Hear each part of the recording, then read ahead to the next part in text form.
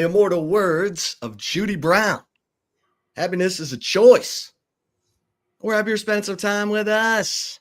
Chip and Zay right here on the Midday Texas Sports Unfiltered.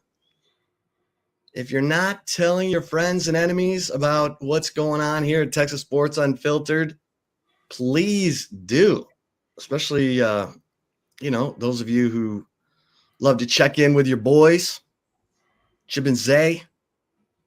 It's a freewheeling Tuesday. We're going to talk to our guys, Hank South, Chris Hummer. There we go. How you doing, my man? Not too shabby, man. Not too shabby.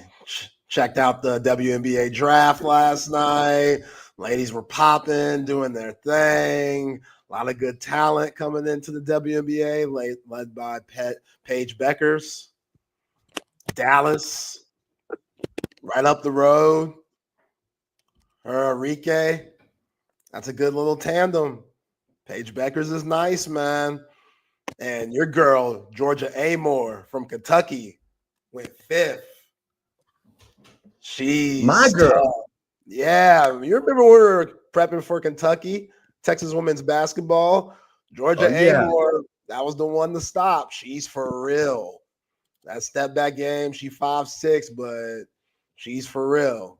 So that was cool checking that out last night. They did a good job. Well, how are you? I'm doing good. I'm always doing good when I'm hanging with you. These are, the best 2 hours of my day. Hopefully they're the best 2 hours of everyone else's day. That's what we strive for. I mean, don't tell my wife that, but yeah, Just keep that between us then, huh? Yeah, that's the people get it. Yeah, they get it. They get it. I was like, hey, this should be like, the poker game or the golf game, hanging out, chilling, cracking on each other, cracking on the knuckleheads in the world, the idiots you find on your Perse Hilton searches for. Oh, there's a lot. There's a lot going on. Absolutely. Well, let me throw this at you. Speaking of Dallas basketball, shouldn't the Mavericks trade for Kevin Durant? Absolutely. Yes. You put Durant back with Kyrie, with AD. You soften the blow of losing Luka because Nico is practically working for the Lakers, for God's sake. I mean, I think that would be a good move. And the Suns are blowing up right now. Oh, yeah, they're down bad. That's probably one of my worst takes of my young career, saying that they would go back-to-back, winning the championship this year. Are you kidding me? They were one of the worst teams in the league. And it's sad. Like Mike Budenholzer, you deserve to get the boot. Apparently, Chip, Mike Budenholzer wasn't the most friendly or personable in the locker room. And we saw a clip of him and Kevin Durant during the season getting into it. And KD, he's going to be professional after the game, saying, nah, just two guys, competitive, trying to make it work, whatever, saying all the right stuff. But Mike Budenholzer, he couldn't get these guys to come together. Like Bradley Beal was horrible. Horrible. And Devin Booker. How much he get paid this year? How much did Bradley make this year? Yeah. Oh, it's a grip. Here, I'll find it. You keep going. Yeah, so it just Tyrus Jones underachieved, underperformed. Devin Booker, he was so up and down. It's like he just couldn't fit. He tried to make everything work. And that was his role for Team USA. Like you remember Team USA this past summer, LeBron did his thing. He was the overall best player. Kevin Durant came in, hit a bunch of threes, changed the game that way with his leadership. Best Team USA basketball player of all time. Steph Curry went Curry in the last 2 games against Serbia and France. But Devin Booker, he was doing all the grimy stuff, diving on the floor, making the right play. He wasn't doing what the Suns needed him to do because he was playing kind of like Team USA ball until it was too late, until he realized probably like 50-something games in, oh, yeah, I'm a guy that's been a 20-point scorer for the last 10 freaking years. I need to go for mine and be aggressive when it comes to scoring and let everything else come together. And it was hard for him to figure it out, which one to choose each night. Because, again, each night's different. Sometimes teams are going to be focused on Durant more. Sometimes teams are going to be focused on Booker more. And Kevin Durant only has one speed. Like, he's going to look to score. He's going to be aggressive, but also he's going to play the right way. So sometimes KD, he gets caught up in that, I want to make everyone better. I want to be a team player. When it's like, no, dude, you're top 10 in scoring. Go for 30.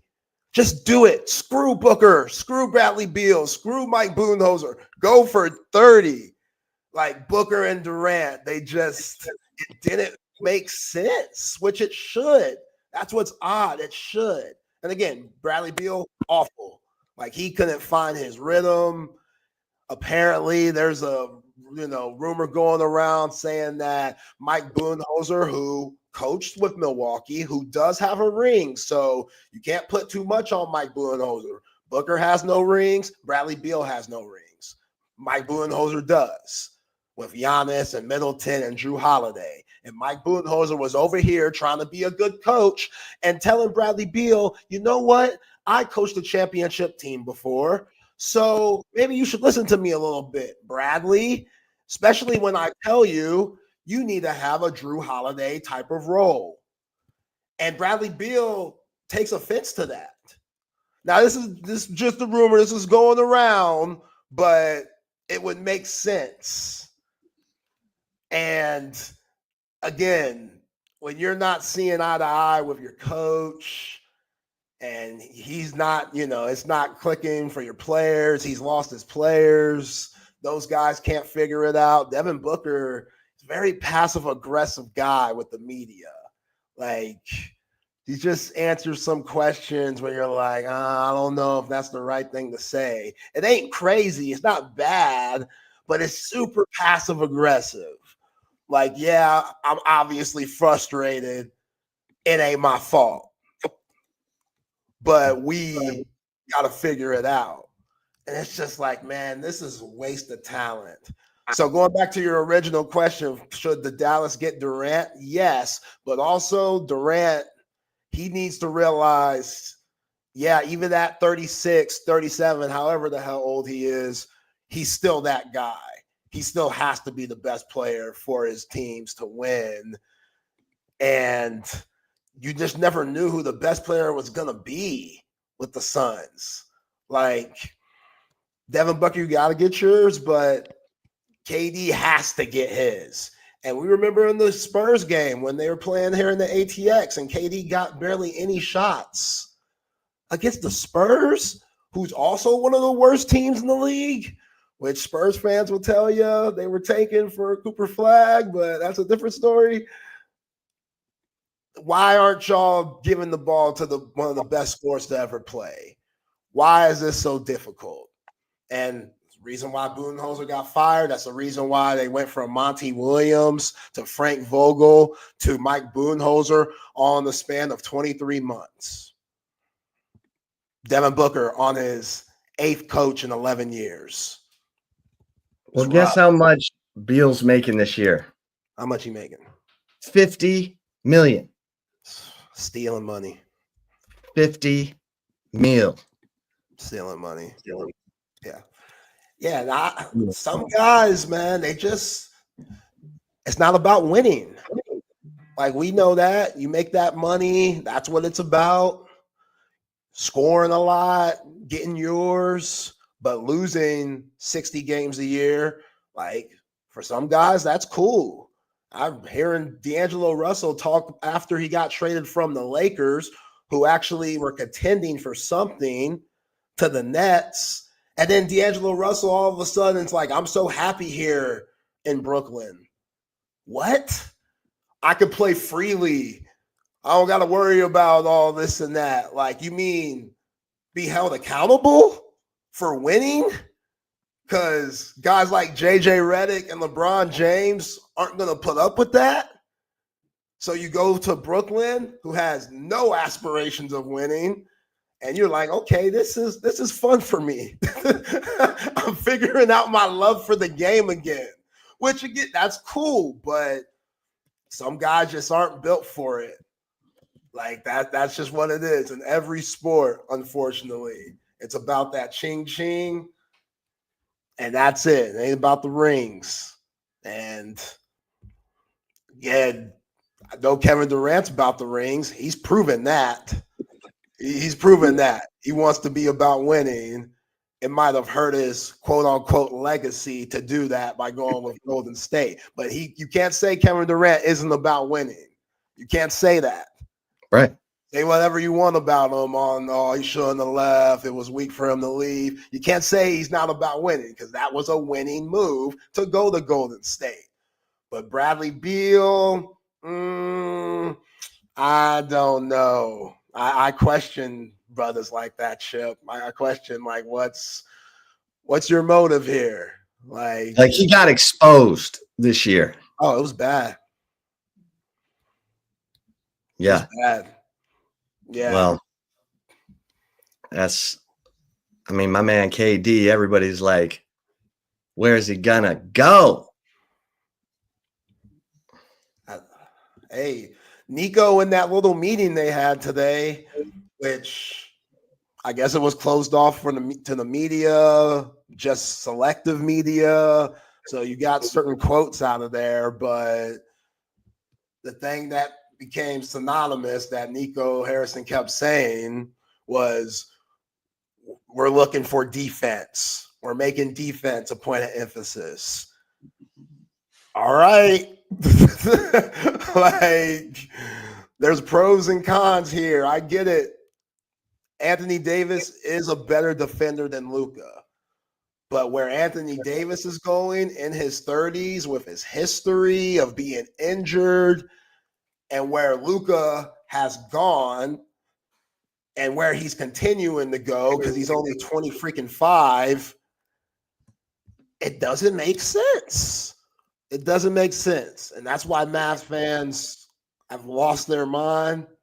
Our boy C. Hummer came on the show down bad. I've never seen Chris Hummer that down bad. that week that Luka got traded, I've never seen it. See Chris Hummer that down bad. But that's what Nico's created, and he's trying to justify it, which he should. He has to. He has no choice. Like, even if it wasn't his call, it was coming from the higher ups. That a lot of people are speculating. Like, it's still falling on Nico. They're not saying what's the family's name that owns the Mavs that want the casinos? The Vampires.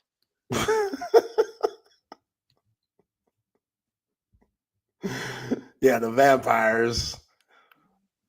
Even though it was their call, Nico, you got to take the bullets. You got to be Kevin Costner bodyguard jumping in front of Whitney.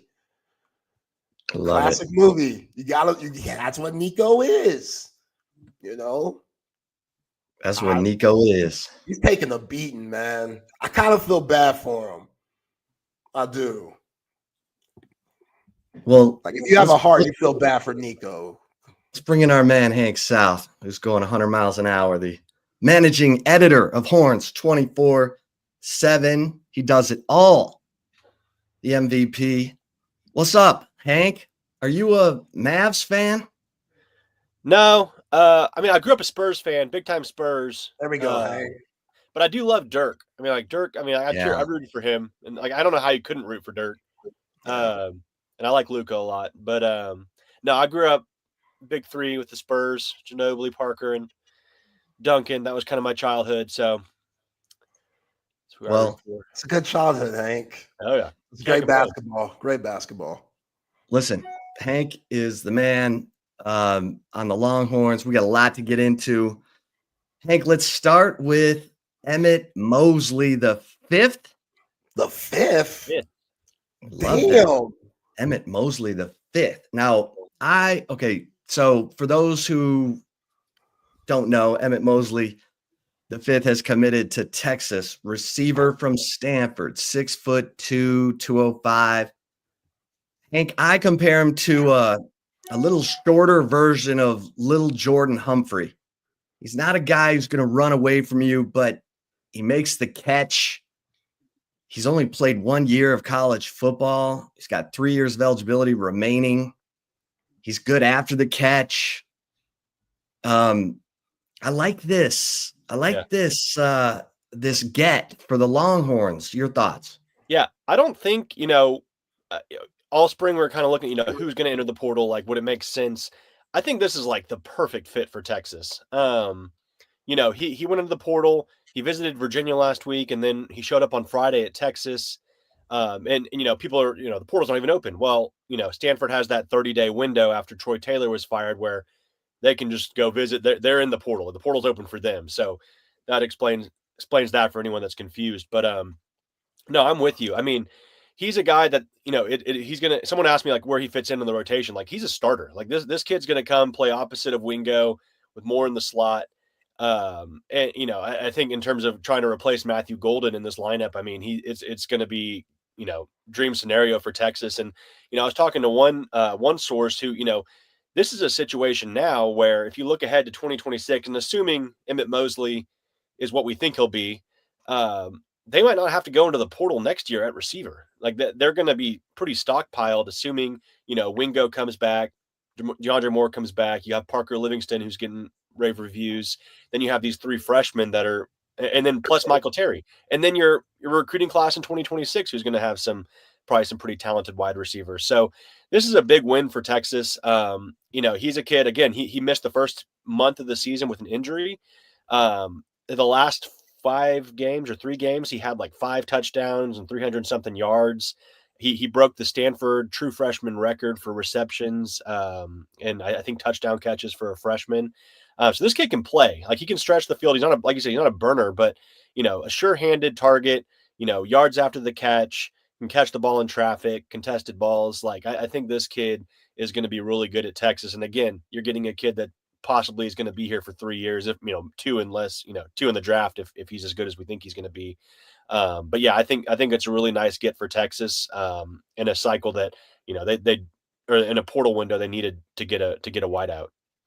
Well, Stanford was terrible last year, but like they lost 6 games in a row. When he comes back from the injury, they lose 6 games in a row, and then they play Louisville November 16th. He has 13 catches for 168 yards and 3 touchdowns, and they win. They went up. I think was that the game he got the pass with a second left, and they got in field goal range for the win. Yeah, that you love. Like, if you are a Texas fan, this kid wants the ball. He wants it. He feels like he can help put them over the top. He makes the game-winning touchdown catch. That kind of reminds me of A.D. Mitchell, but they're different players, totally different. A.D. Mitchell, burner, this guy. But you know what? Little Jordan Humphrey never looked slow on the field. He knew how to get separation. He made contested catches, and he was hard to bring down. And that's kind of what Emmett Mosley is. Yeah. And if you look, I mean, like, he's just like a really, I'm surprised I hadn't really heard about him until this whole portal stuff came up. His family, so he's Emmett Mosley the fifth. His dad played football at Notre Dame. His mom played soccer at Notre Dame. His mom won what's the equivalent of the Heisman Trophy in soccer at Notre Dame. His sister played soccer at Iowa. His younger brother, Trent, is a 4-star wide receiver in the 26 class that's currently committed to USC.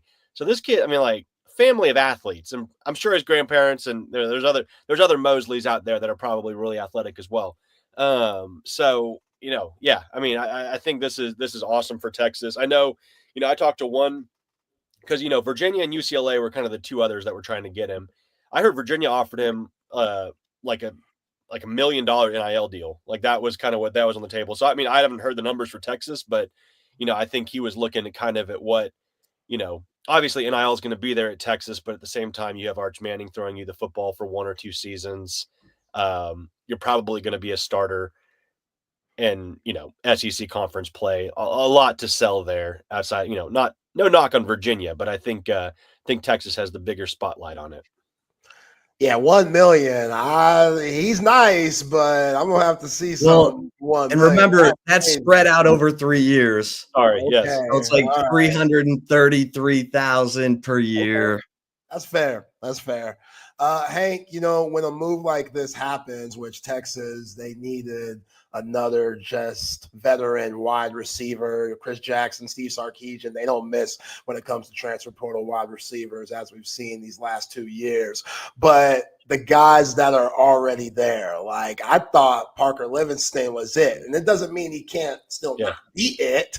But when you make a move like this, clearly with DeAndre Moore being injured, with Ryan Wingo being injured here in spring ball, Sark was realizing, we got to get bodies, especially if we're going to play 17 possible games this upcoming year. But again, just a part of me thinks, I guess these younger guys aren't ready yet as a whole for Sark and Chris Jackson's comfort level. Yeah. I'm torn there because like you mentioned, like it's such a long season. We went into last season loaded at wide receiver. Jonte Cook was still on the team.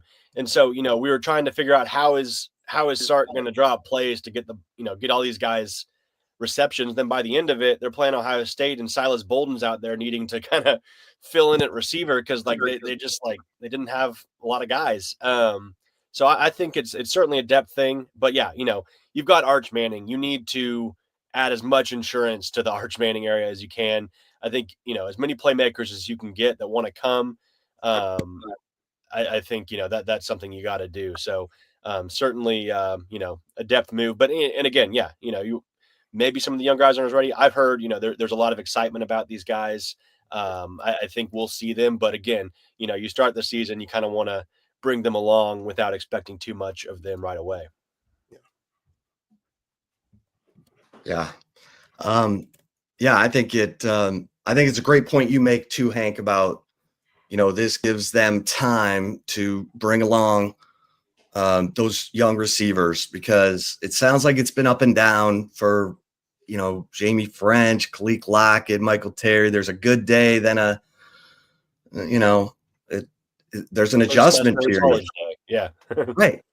And this offense is a lot. And if you come in thinking you're the man, you're going to get a big old slap in the face because you've got so much to learn. It's like, oh my Lord, I'm studying for the SAT or something. But, and then once you get it, everything flows and fits. And I'm going to bring up this name because I just wrote about him and I published the story over at Horns 24/7.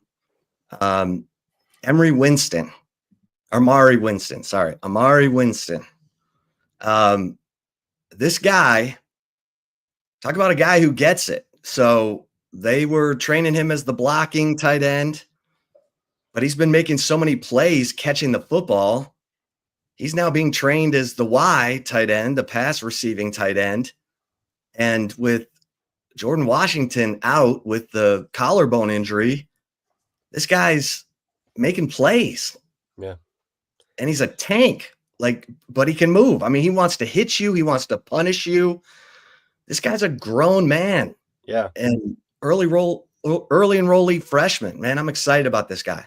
Yeah. And obviously Sark mentioned him, just like someone taking advantage of his opportunity where, you're low on tight ends. Jordan Washington's out. Nick Townsend's not here yet. I think Nick Townsend's going to be really good too. But Amari Winston, standing out, showing that he's more than just, a blocking guy or blocking tight end, blocking back. And, credit to him, I think he's the second lowest rated commitment in the class. Yes, he is. Yes, he doesn't, he's undersized, or he is listening to that and he's using that as motivation, which, whatever works for you. But it doesn't seem like, he was a guy that I know early on, he was ranked high and he started getting dropped a little bit. He dealt with some injuries in high school, his senior season. I think he missed senior games. season. Yeah. But he kind of just put the ranking stuff to the side, stopped asking. He didn't ask about it much. He didn't, he just went out and played. And, these Georgia kids are, these kids can play. They're like high school football. Like that's a, state of Georgia is up there, with some of the best, with the Texases, the Californias, the Floridas, they take football very seriously. And so he came from a big time program in Calhoun. Calhoun. Played soccer, played basketball. Yeah. Like this guy's got good athletic ability. And someone said like there was a tweet this week, a picture of him next to Arch Manning, and he's like an inch shorter than Arch Manning. It's like, you can't pay attention to that. Just, watch him play. So I'm excited. I'm excited for him. He didn't get a lot of credit and now he's kind of making us wake up to that. So I'll be curious to see how he fits in as we get closer to the season. If Texas does go out and get a portal tight end, I would imagine they will. How he still fits in. But again, if they do get a portal tight end, just like they've done with other positions, punter with Jack Bomeister, it's like Michael Kern stuck around. He wants to learn behind Jack Bomeister and be ready for the next season. Maybe this is a good situation for Mari Winston to, contribute where he can, maybe on special teams, and then learn under, whoever they get in the portal, and then Spencer and Jordan Washington. Yeah. Or if the guy they bring in is like Amari Niblack and he's not as physical as Amari Winston, Winston's going to win the job because they want the physical guy. And this guy seeks contact with the ball. That's got to change, but he wants to hit you. And that's popping right now. Yeah. Go ahead, Zay. Sorry. No, you're good. You're good. Hank, Justice Terry, Chip and I talked about him yesterday, coming in a little light for a defensive tackle. And I understand you're a freshman coming in, but I've seen pictures. He looks more like a linebacker or an edge rusher to me. And again, Javondre Sweat, he gained over 100 pounds during his tenure at Texas. So that's something not to be worried about right now. But with the way Texas needs interior defensive linemen, that might be a thing. That's an issue because he just has so much talent. And you want him to be ready. I know Josiah Sharma, Myron Charles are here, but I don't know. 263, Hank? Yeah, that's like what, a few pounds heavier than they had Jordan Washington? Or what did they have Jordan Washington at? They had him at 268. Oh man. I don't think Jordan Washington's, I don't know. Is that a typo? No. Yeah, I'm gonna check. That's big as hell. Tight end. That's big as hell, man. I understand the concern, and like he was dealing with a hamstring thing too. So like he's been I think a little limited. I think he came back for the scrimmage, but you want all these guys ready as you can. He's maybe they'll put him on a special diet this summer. PB&J. He'll have to wait. Wake up Hank, you know what I'm talking about. Old school PB&J. Yeah, PB&J. 4 a.m. midnight. Maybe a 20-pound summer or something. Not the Uncrustables either, Hank. Yeah. Like we need the real thing. We need the real with the crust and stuff where you can really lather that thing up. Uncrustables, they trying to change the game for dudes that need it. Like my man Justice Terry, we gotta come up with something because you might need him. That's all I'm saying. Like you might need him because he's so talented. But when you get to the SEC and you're playing against those giant linemen, Georgias and Floridas, and like you want him ready for that, especially with again the lack of depth there for the defensive tackle position.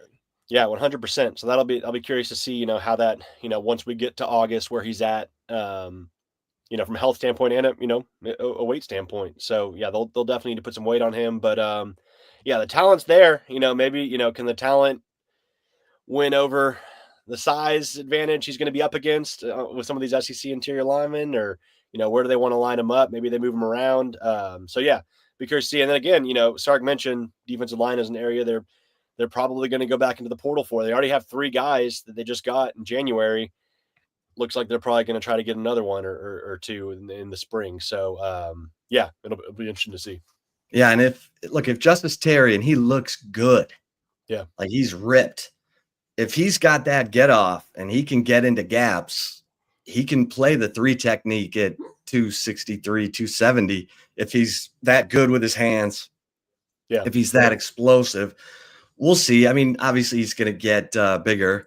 I bet we look back at this conversation maybe even in August, but definitely this time next year and say, remember when we were worried about his weight? But he's over that hamstring injury, which is good. Yeah. They're getting guys back. Brad Spence was out. Now he's practicing. Terry's practicing. I'm not worried about his weight for the long haul. I'm talking about this year. Right. That's what I'm talking about. Right. Yeah. Hank, who else is grabbing your attention in spring ball? Yeah. You know, I feel like I hear so many good things about this secondary. You know, the more you kind of just like break down, it's like an embarrassment of riches on the back end of the defense. You know, I heard Kobe Black's name. I heard Jelani McDonald's name. I heard Michael Taff, obviously, the guys you would expect. I heard Wardell Mack's name, Cade Phillips' name, all this past weekend from that scrimmage. So, you know, the guys that are all battling for those other spots, you know, you have your secured spots with, you know, Taff and Muhammad, but, you know, the guys that are kind of figuring out the rotation, the rest of it, you know, they seem to be, you know, up for the task, and you know, they're competing in these practices. So I hear really good things about that. I keep hearing Nick Brooks' name. You know, obviously Gooseby is your left tackle starter. There's no question, but you know, is Nick Brooks a guy that's going to be too good to keep off the field at some point? You know, whether they, you know, movement interior, I don't know. I mean, you have a pretty good starting 5 offensive linemen as things stand now, but seems like he's just really excelling. Heard several guys mention him on Saturday. Trey Wisner is performing how we expected him to perform. I heard Dalen McCutcheon's name. So yeah, I mean, I think it was a pretty solid scrimmage overall. You know, I think they had all the Texas high school coaches there. All the recruits were there, so they were, you know, they had a little bit of a crowd. You know, keep hearing about a bunch of the trash talk back and forth, the friendly trash talk. And so I forgot what Trey Wisner said last week. You know, a little bit more juice this spring than the lot he said from the younger guys. So love to hear that in terms of you know, the vibe that they're setting there. Aaron, I know they shouts out Aaron Butler. I didn't hear Aaron Butler's name. Not to say he didn't do anything. I just didn't hear his name. But a guy that, you know, he's hung around. There was I know there, like last fall, there was some portal buzz about him. You know, he wasn't seeing the field. Obviously there was a lot of receivers in front of him, but he stuck around. He's competing. So there's a lot to be said about that. I just didn't hear his name last weekend. Yeah. I mean, the guy, I thought maybe we will see Aaron Butler as a return specialist, but I'm hearing a lot about Ryan Niblett as a return specialist, and Niblett's got wheels. So does Aaron Butler.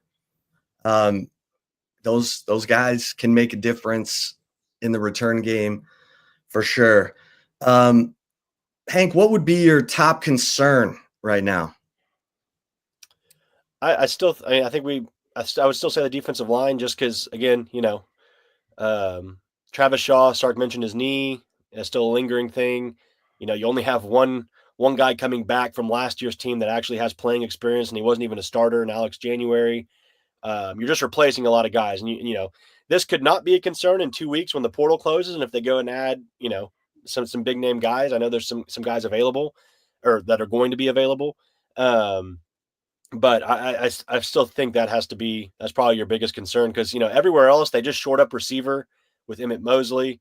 You know, you assume, you know, I hear Wingo's kind of coming back faster than expected. You know, DeAndre Moore. I know Moore and Wingo were suited up for walkthroughs. Sorry, I'm getting a phone call during the scrimmage last week. 1 sec, on YouTube. So yeah, you know, I'm not as concerned about that.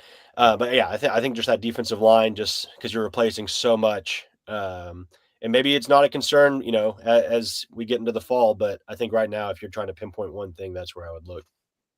Yeah, I'm hearing good things about Cole Brevard. That's good. And you would hope so. You know, you have a guy that has Big Ten experience. He's been at Penn State, been at Purdue. You would think, you know, he would kind of transition pretty smoothly. Yeah, I think you definitely pencil him in as a starter, and then let's see. We'll see what Alex January, Hero Canoe, Travis Shaw can do. Okay, so any more football? Zay, I want to ask Hank real quick about the basketball recruiting. Yeah. Because Vic's reeling in some bigs now for the women. Yeah. Yeah. I think the Arizona transfer is the one that is ready to go. Yeah, right. Cunningham. Yeah. I think she's the one that they think can come right in and get it done. And then the Florida Atlantic transfer might be, rotational. Our girl Abby Boutier transferred. Listen, did you ever see her make a play? No. Did you get a chance? Just give her a chance, Vic. She's 6'9". Come on. Whether that. Hey, I trust Vic. I trust him. I trust him too, but man, this girl's better be good. Yeah, it's funny. They, Brad Cunningham, I think was like, I don't know if we have her rated yet, or 24/7 is going to rate her, but someone had her as like the number one post transfer available, or for on Saturday when she committed. And it sucks because we were covering the. It was like such a big football recruiting weekend, and then she pops on Saturday night, and it's like it kind of got overshadowed with everything else going on with baseball. But I mean that's a massive addition, and then to get I haven't searched the pronunciation of her name yet, but Lovisa Asbrink Hose? Yeah. No, the girl from Sweden, Jose. From Sweden. But Jose, yeah. But 6'6", originally from Sweden. She played at apparently the top high school basketball program in Sweden. She played for the Swedish national team. So yeah, it's funny they get a center in men's basketball from FAU and the center in women's basketball from FAU. So how about that? Went down to the beach in Florida to get some basketball transfers. And then there's the guard from Gianna Neepkins. Yeah. Utah transfer. She's visiting OU, South Carolina. I don't know what the hell she's visiting South Carolina for. They just got the girl from Florida State. Right. But Oklahoma, UCLA, this girl averaged 19.3, 5 rebounds, 3 assists. I mean, she can shoot it. Yeah. I think she was at someone just asked when she's visiting. I don't have a visit date set for her, but Texas has, I was told the women's team has like 2 or 3 more spots left. So they're still looking, and obviously they need people that can score the basketball. That was kind of their problem. They would go into slumps and not be able to score. Obviously the defense is there. But yeah, getting a player like that would be massive. Yes. Speaking of score, Hank, Aaliyah Crump can light it up. Yeah. I saw her at the USA Summit, whatever they play over there in Portland, and they were playing that where the Trailblazers play, and she was launching it from NBA range, just knocked down, pure jumper. That's exactly what Texas needs, a 3-point shooter. And Aaliyah Crump, she looks like she could fit in instantly, just like Brianna Preston and Jordan Lee did this past year. Yeah, 100%. Yeah, number 4 player in the country. So, any other, if we were talking football recruits, you miss on the number 1 player, but you get the number 4 player. I think there's, you're still feeling really, really good about where you're at. And yeah, Aaliyah Crump, I think, is going to be an instant impact kind of addition for them. Well, Hankster, anything else? I mean, recruiting wise, it was a big recruiting weekend. We got to get your take on where maybe Texas made some progress with some 26s. Yeah, I think they did. They had about, I think when all was said and done, over 2 dozen, probably mostly top targets, high choice, guys they really like, maybe some guys they want to see camp, guys on campus this past weekend for the Longhorn City Limits. The biggest recruit that was in town was Xavier Griffin. He's a 5-star linebacker that's committed to USC. He was in town for Friday and Saturday. And I think he left on Sunday. But he came in with his mom. That's obviously a guy Texas would love to add. He's from Gainesville, Georgia, but committed to USC. If that sounds kind of familiar to you, Justice Terry was committed to USC around this time last year, obviously ended up with Texas. So everyone's kind of just waiting. USC recruiting right now is on fire. They have, an insane class, but I think everyone, as history shows, is waiting for the USC class to fall apart. Not saying it will, but if they struggle this season, maybe that's something that could happen again. But seemed to really like it. He's really soft spoken. He didn't say like a ton. We talked to him in person, and he was like, oh, it was fun. I liked it. But he said, he was considering coming back for an official. Said potential. So said he's still solid with USC. So that's kind of where we're at. Alabama's trying to flip him too. So probably good ways to go in that one. But other guys they had, Samari Matthews is maybe their top cornerback target, or one of them at least for sure. From North Carolina, I put in a crystal ball for Texas there. Same with Hayward Howard. A 3-star. Did you say corner? Corner, yes. Corner. Yeah. Same with Hayward Howard from Louisiana, 3-star cornerback. Put in a crystal ball for him. There was a lot of good DBs there, like Yaheem Riley, a kid from Austin Anderson, local guy that Jordan Scruggs has been all over for a few years. He visited and then decommitted from Houston shortly after the visit. If that tells you anything about maybe where this thing could be trending, I would think Texas. I put in a crystal ball for him. He was spending a lot of time with Dwayne Akina. Chase Calicut, a big safety target. John Turntine, the only 2026 offensive lineman on campus over the weekend was John Turntine. So obviously, John Turntine the third. Sorry, he's a massive priority for Texas as well. Felix Ojo gets a lot of the love, but Turntine's up there as well. They really like him. Diabell, I feel bad because like Diabell comes out, we like interview him every single week. So it's like at some point it's just like, what's up, man? Like, we won't bug you this week because we just talked to you like 4 days ago. But no, he was out there recruiting. He had a cool throwback vintage Vince Young shirt. I saw that. Yeah, it was looking good. Coach O was there. He rolled in on Saturday morning. He was there for the coaches clinic, but I saw him shaking some, I saw some recruits post pictures with him. So he was there. Saw some of the, Jackson Jeffcoat rolled in. Like it was a big, it was like LSU Coach O.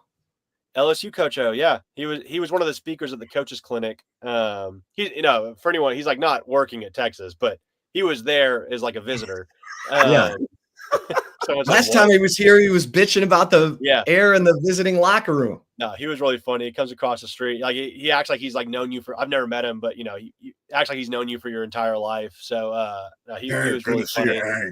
Yeah, no, 100%. Has some big time defensive linemen. They had interesting recruit, Mason James. I just wrote about him on Horns 24/7. He is from Norman, Oklahoma. 4-star wide receiver that Texas loves. They want to get him, and he was on campus. And it sounds like, I'm not predicting Texas or anything yet, but I'm not sure he's like a lock to OU or anything. I don't think anybody's a lock to OU with the current state of things, unless they just have a miracle turnaround this season. So that'll be an interesting one. Sometimes when you're a kid from a city with a big school, like you want to get away. That sometimes it works against that school. So, Washington, Arizona State, Texas, Missouri are all in it for Mason James. Oklahoma's in it as well. But he actually just texted me while we were on the show. He's going to OV June 13th, but he could move it to the 20th. And why that's interesting is currently OU is set for the 20th of June. And that's the last weekend kids can take OVs until the fall, because July is completely dead. And then August, you can't take OVs until the start of the season. So that could be really interesting. Maybe kind of a Jamie French-esque move Texas is making there with a guy like Mason James here this spring. Hey, great stuff, man. You're all over it. Everybody needs to get over to horns247.com. We still got a 50% off promo going, annual membership. It's Miller Madness, Spring Football Madness. Baseball's #1 for crying out loud. Why on earth would you not spend the pennies to become a member at Horns 24/7? Thanks, brother. Let's do it again next week. Sounds good. We'll see you guys later. Appreciate you, Hank.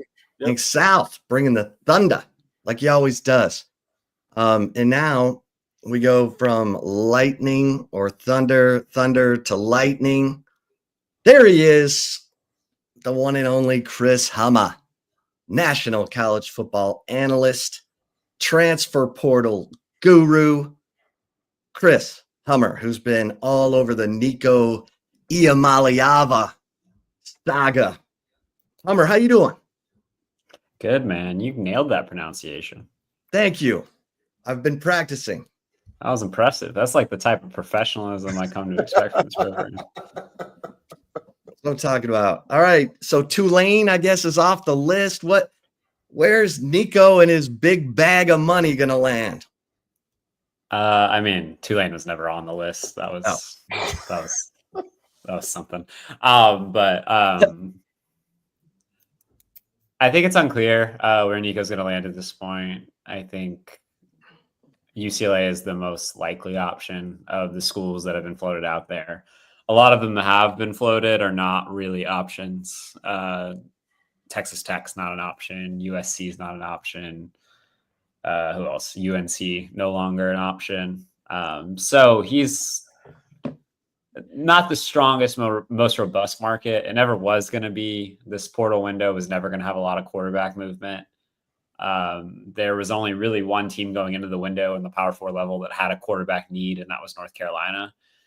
So what you're seeing right now is schools questioning whether they want to get in that kind of marriage, right? Because not only are they asking for a lot of money, but you're also dealing with a player who just left a pretty good situation where he was well compensated and the divorce was pretty messy.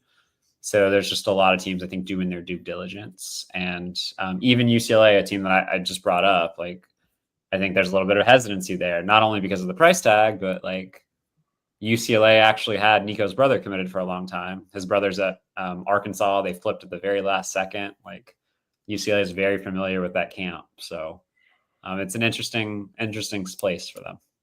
Well, what is the money? Like, what was he getting at Tennessee? He's making around 2.5. They were asking, I mean, based on just talking to sources, they were asking for closer to $4 million. That's where the market, in all fairness, that's where the market moved in a couple cases. A couple guys in the winter got close to $4 million a year, including Darian Mensah at Duke. John Mateer from Oklahoma wasn't at 4, but he was in the $3 million range. So I think they were trying to leverage a raise out of it. And I don't know if people remember, but the number that Nico was paid is something he was paid out of high school. He signed the largest NIL deal for a high school recruit in history at the time, around $8 million over 3 years. And they were trying to renegotiate out of that.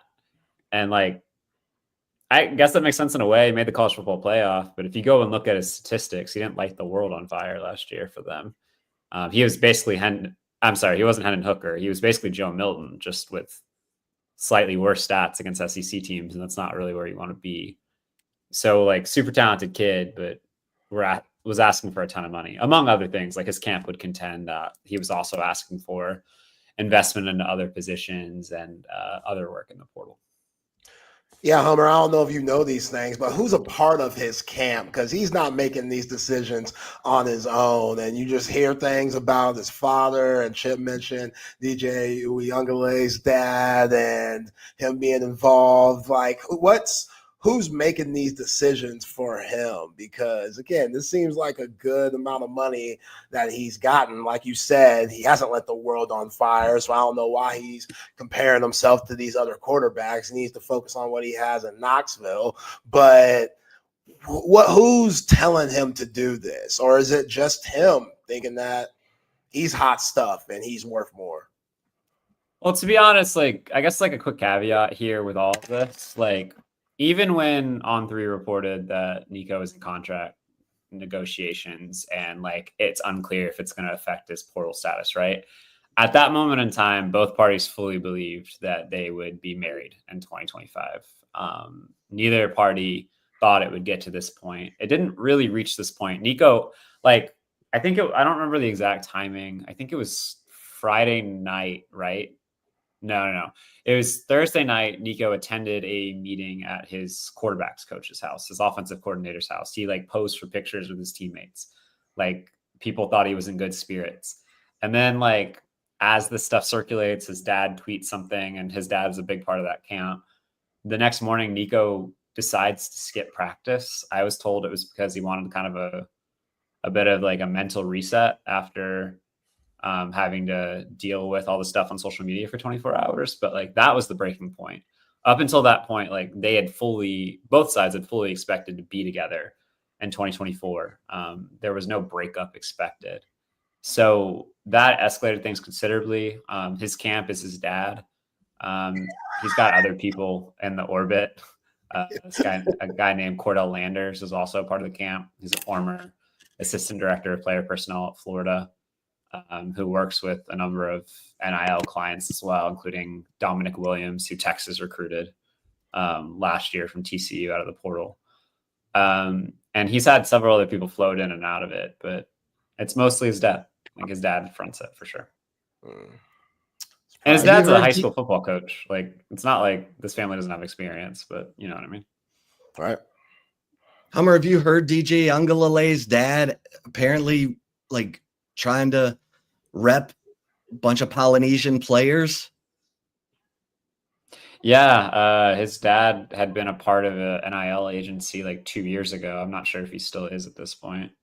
But yeah, like he was part of one of the early NIL ventures on the West Coast.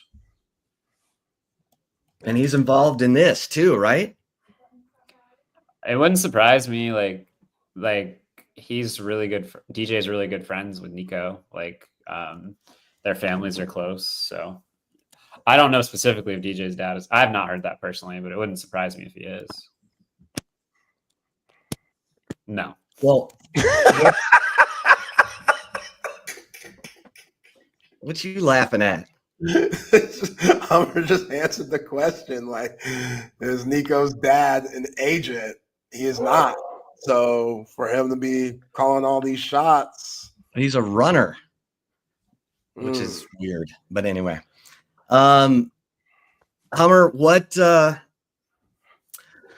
transfer portal madness? It's about to begin tomorrow. What are you anticipating? And a lot of big names, not so many big names. The money's crazy. Yeah, much closer to the not so many big names element of that. I think it's going to be a slower cycle. There obviously will be bigger names, like Jaden Knott yesterday is a great example of that. He's going to be one of the top running backs in the portal regardless of cycle. But I think it's going to be a lot like last year, where you're going to have a couple of bigger names enter, guys with like actual leverage. But for the most part, as somebody told me the other day, it's like depth. Teams are just trading depth. It's just not the most active cycle. It's risky to go in the portal post spring ball. Like, it's really hard to win a job unless you're just very good and they're paying you to do so. So it's not a window that facilitates the type of volume that or at least the quality volume that we see in the winter. It's just I think you'll see a lot of guys that were cut. I think you'll see a lot of guys that are told they can't play, and so they're going to look into another place. Like, it's that type of window with a couple of exceptions. And obviously we were talking about one of the exceptions just a little while ago, but there's always, I mean, I've been wrong before. My wife would tell me that, certainly, but I don't think it's going to be that. I don't think it's going to be that busy. Come on, Hummer, you're a shark. Nothing gets by you. Maybe like a baby Hummer. shark. Like, I don't know about that. Hey, Hummer, Emmett Mosley the fifth out of Stanford, going to Texas, wide receiver, 6'2", solid. Hummer broke that news. Yeah, big time Hummer. But what do you think of this get for Texas, and how do you think he's going to flow in Steve Sarkisian's offense? Yeah, I think it's a nice get. I mean, Texas doesn't have a lot of experienced receivers. Emmett Mosley. I mean, Emmett's not like, he's not what Texas was looking at in the spring in Zachariah Branch or like Eric Singleton. He's not going to be a first-round pick potentially. He does not have that type of ceiling. I don't even know if he has a day 2 ceiling, but what he is a super productive receiver. He's a super productive receiver for Stanford. He is a solid, experienced receiver with multiple years left to play that Texas can plug in and have some certainty for Arch Manning. Like, right? Like, that's what you need. Like, you've got a lot of really talented young players in the roster from Texas in the receiver room, but very little proven production. And Emmett Mosley is proven production. And I think it makes a lot of sense for Texas to go in that direction. Texas does not have a lot of needs in the spring portal window. I think outside a really tight end, like most positions they would add are a luxury, like maybe add a defensive lineman if the right one's there. I could certainly see Texas going that route. But Emmett Mosley was a luxury that also really helps kind of solidify that wide receiver room in 2025. I think it's a really nice pickup. Yeah, I said he's a little shorter version of Lil Jordan Humphrey, not a burner, but just contested catches, tough, good with the ball in his hands, run, fast enough. And has been productive his entire life. He was at a big school in California, not one of the big like Mater Days or St. John Bosco's that you hear about, but like was at a really big school out right there in Santa Margarita Catholic. NFL bloodlines. His dad played at Notre Dame famously in the early 90s. He has a brother that is committed to USC right now as a receiver in the 2026 class. Like it's just an athletic family, a family that is just good. I mean, like you don't get into Stanford if you're a bad kid mostly. Like it's just a really solid addition to the room for Texas and somebody that I think can put up a lot of yards in the right context. Yeah, his mom was like the Heisman winner of soccer, which, it's like on the you women's making a national hole. team, I believe, right? Yeah. Yeah. It's like you making a hole in one, Hummer. It's very similar accomplishments for sure. Grabs your attention. Very okay, similar so Texas probably looking in the portal for at least one more defensive tackle. You see any in there, Hummer, or not yet?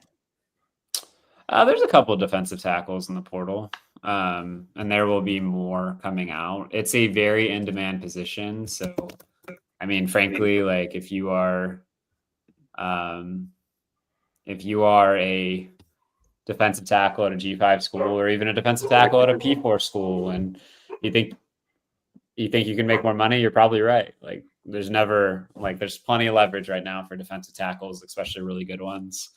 Most P4 teams, like upper level P4 teams, need a defensive tackle. Texas could use a defensive tackle. LSU needs a defensive tackle. Like Ohio State wouldn't say no to a defensive tackle. Georgia is not going to say no to a defensive tackle. So like this position is something a lot of schools need. And there's a potential, I can think of one like potential NFL player, a defensive tackle who could jump in the portal, but like there aren't a lot of those guys out there. So if one does end up in the portal, they'll be very popular. Man, Hummer, old Ryan Grubb down there in Alabama said, the season started today. Ty Simpson will be our guy. Are you surprised by that? No, I'm not. I mean, Ty has been the guy behind the scenes that's kind of led the entire offseason so far. I'm a little surprised. I mean, good for Ryan Grubb, honestly, to say it, but I'm a little surprised they announced it publicly. I mean, players have a pretty firm understanding behind the scenes of like what's happening on the field, but if you're hoping to keep your quarterback room intact, it's much better just to string it out, to be honest. But there just aren't a lot of open jobs right now, so there's a little bit of safety in that. So Alabama will have one of the better quarterback rooms in college football next year if it can hang on to Austin Mack as well. But I think people forget Ty Simpson was a 5-star at one point. Like he was a really high-level recruit. He's somebody that's been in that program for a really long time and is stuck around, even though people thought he would transfer multiple occasions.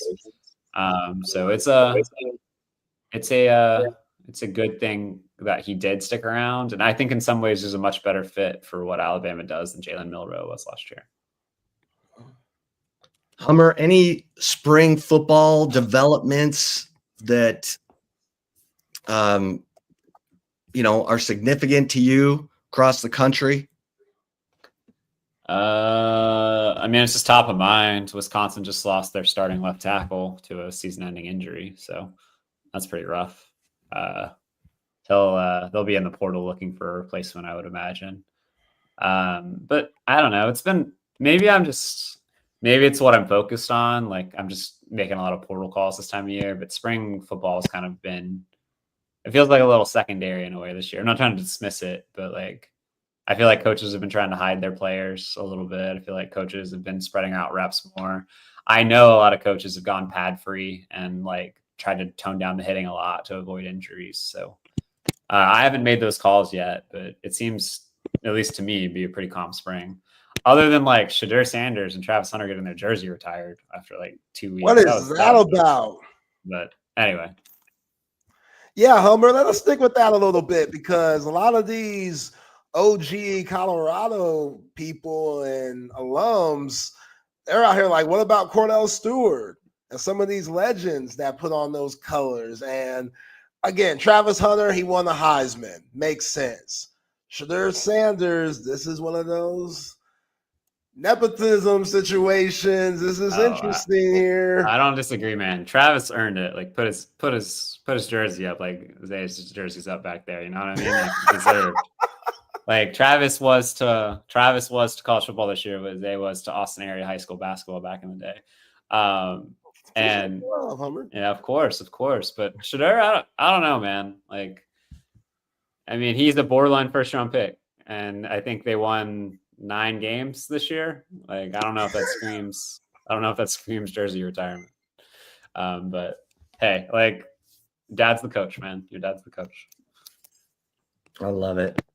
And now they're talking about how Deion, if he doesn't like where Shadur goes, he might pull a move like the Mannings when Eli went to San Diego. May step up and say, nah, this isn't happening. So it's going to be fun next weekend with the draft. Hummer, listen, man, we know you're going 100 miles an hour. Anything else at the top of your notebook or anything else that we can help you promote other than getting your social media, Chris_Hummer? No, just follow up with the latest on the transfer portal at 24/7 Sports. Hopefully Matt Zenitz and I are all over it.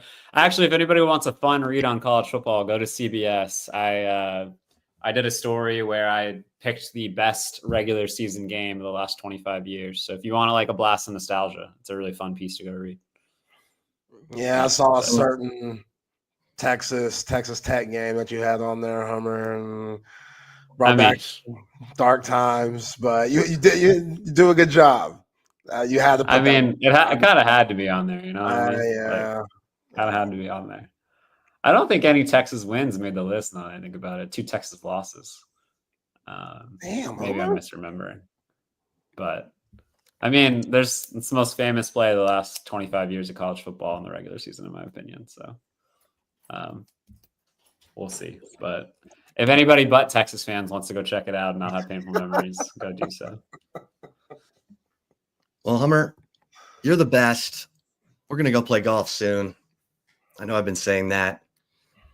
It's going to happen. I want to go play with the man who's made a hole-in-one, you know? Yeah, that was a short relationship. I don't know if the rest of the game knows that, but counts. Oh no, I'm not saying. It's just golf's a little different when you have to pull out a club other than a. Speaking of Hummer, your thoughts on the Masters? Rory finally winning that thing. Oh, it was electric, man. I was watching at a 2-year-old's birthday party on my phone. It was the guy in the back. It was dope. That's so good. I was really happy for Rory. I've been watching Rory. I was like thinking about it. I've been watching Rory since I was like 16. It was really cool to see. He deserved that. I feel like the monkey's off his back and he's going to win another one this year. Didn't you feel like his angel and his devil were on the shoulders just screaming at each other like, you're doing fine. Everything's great. And the devil's like, nah, you're going to choke. It's happening. It's coming. The angel's like, no. No, it's so true. I like just as a golfer, and I don't mean like I'm nowhere in Rory McIlroy's universe as a golfer, but like that shot he hit on 13 where he like, it wasn't a shank, but like he hit like a push like from 20 yards with it was like probably a lob wedge. Like I would hit the green 8 out of 10 times from there. And he's like the best golfer in the world. And he dunks it after laying up and doing the right thing. And then he hits that shot on 15, that freaking like hook around the trees. That was incredible. Nuts. And then he did the same thing on 18. Like you put the ball in the bunker with a wedge, you flare it out again, like not a hard shot. That's like the shot I do once in a while, not Rory McIlroy. And then to win the Masters and put it to 3 feet within the playoffs, it was insane. It was one of the most remarkable performances in sports I've ever seen. And like, I can think of very few instances where you can just see like the weight come off of somebody in a real like visceral way, like you did that day. It was one of the best sporting events I've seen in a long time. It was an exorcism right in front of our eyes. Like, you'd have to watch The Exorcist to get that kind of exorcism, because for every good shot he hit, he tried to shove that club right up his backside and screw it all up. But by God, he won it, and all those demons went running out of him. So, listen, Hummer, we know you're going 1,000 miles an hour. Everybody follow Hummer. Get over to 247sports.com. The portal opens for football tomorrow and is open until April 25th. Happy Easter. No, I'm just kidding. Happy Easter, Hummer. Appreciate you, Hummer. Hey, we appreciate you, man. Let's do it again next week. There he goes, Chris Hummer. I mean, I'm not kidding. The guy breaks news like crazy. He is the portal expert for 247 Sports. We're lucky to have him on. That's right. The show. It's great that he lives here in Austin. And guys, I know. Then he has a University of Texas degree. No games made it on his top best games list. Just all Texas losses. Like, man, it's cold-blooded. Love you, Hummer, but man, not one game. What are you doing? No, I'm just saying, like, that kind of just shows what Texas football's been like these last few years. Heartbreak last 20-some years. Yeah. Besides VY, a lot of heartbreak. A lot of heartbreak. But at least there's hope. I mean, back-to-back college football playoff berths. Momentum. I'll say this. Steve Sarkisian has maintained the momentum since 5-7. That thing was a Thelma and Louise drive it off the cliff. First season, 6 straight losses, breaking the school record set in 1956. And then from that point on, it's been one correct forward step after another. And they were this close to playing for it all each of the last 2 years. I'm good in the end zone, in the red zone, first and goal. Anyway. All right, we got breaking news. Breaking news. Ding, ding, ding. From your man, Chip Brown. Gianna Neepkins is on campus right now at Texas. So they're putting the full court press on a 6-foot guard. Zay, she has shot in her 3-year career at Utah. She has shot 574 threes. She has hit 248. That is 43.2% for her career. Damn. But she had a year in 23-24 where she hit 54% from 3. You don't think Vic could use some of that? Yeah. She can hoop. Yeah. She's averaged double figures 4 straight years. Got a lot of experience. Clearly, she has a knockdown jumper. I'm interested to see what our highlights talking about. Because, yeah, this is someone that Texas could use. They need shooting. Vic understands that. Like, this past season, that was their Achilles heel. You know, you lose to Notre Dame, you lose to South Carolina 3 times.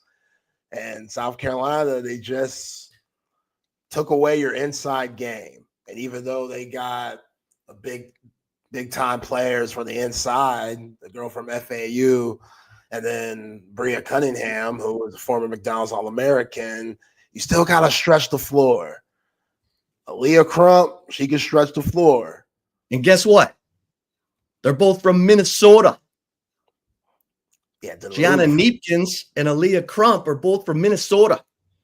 So maybe they'll bond. You know? Hey, what's up? I'm from Minnesota too. Let's go shoot peppers. Like all right, whatever. Right. You know, you're looking for any little edge. I mean, you're up against OU. How the hell is South Carolina in this thing? They just got that girl from Florida State. And OU just got Aaliyah Chavez. Yeah. It's not getting okay, any easier. Put on your basketball hat. The 4 visits. Because I know you'll tell me like it is. You'll be like, I'd go there. Okay, she's visited OU. She's visiting Texas. She's supposed to visit South Carolina and UCLA.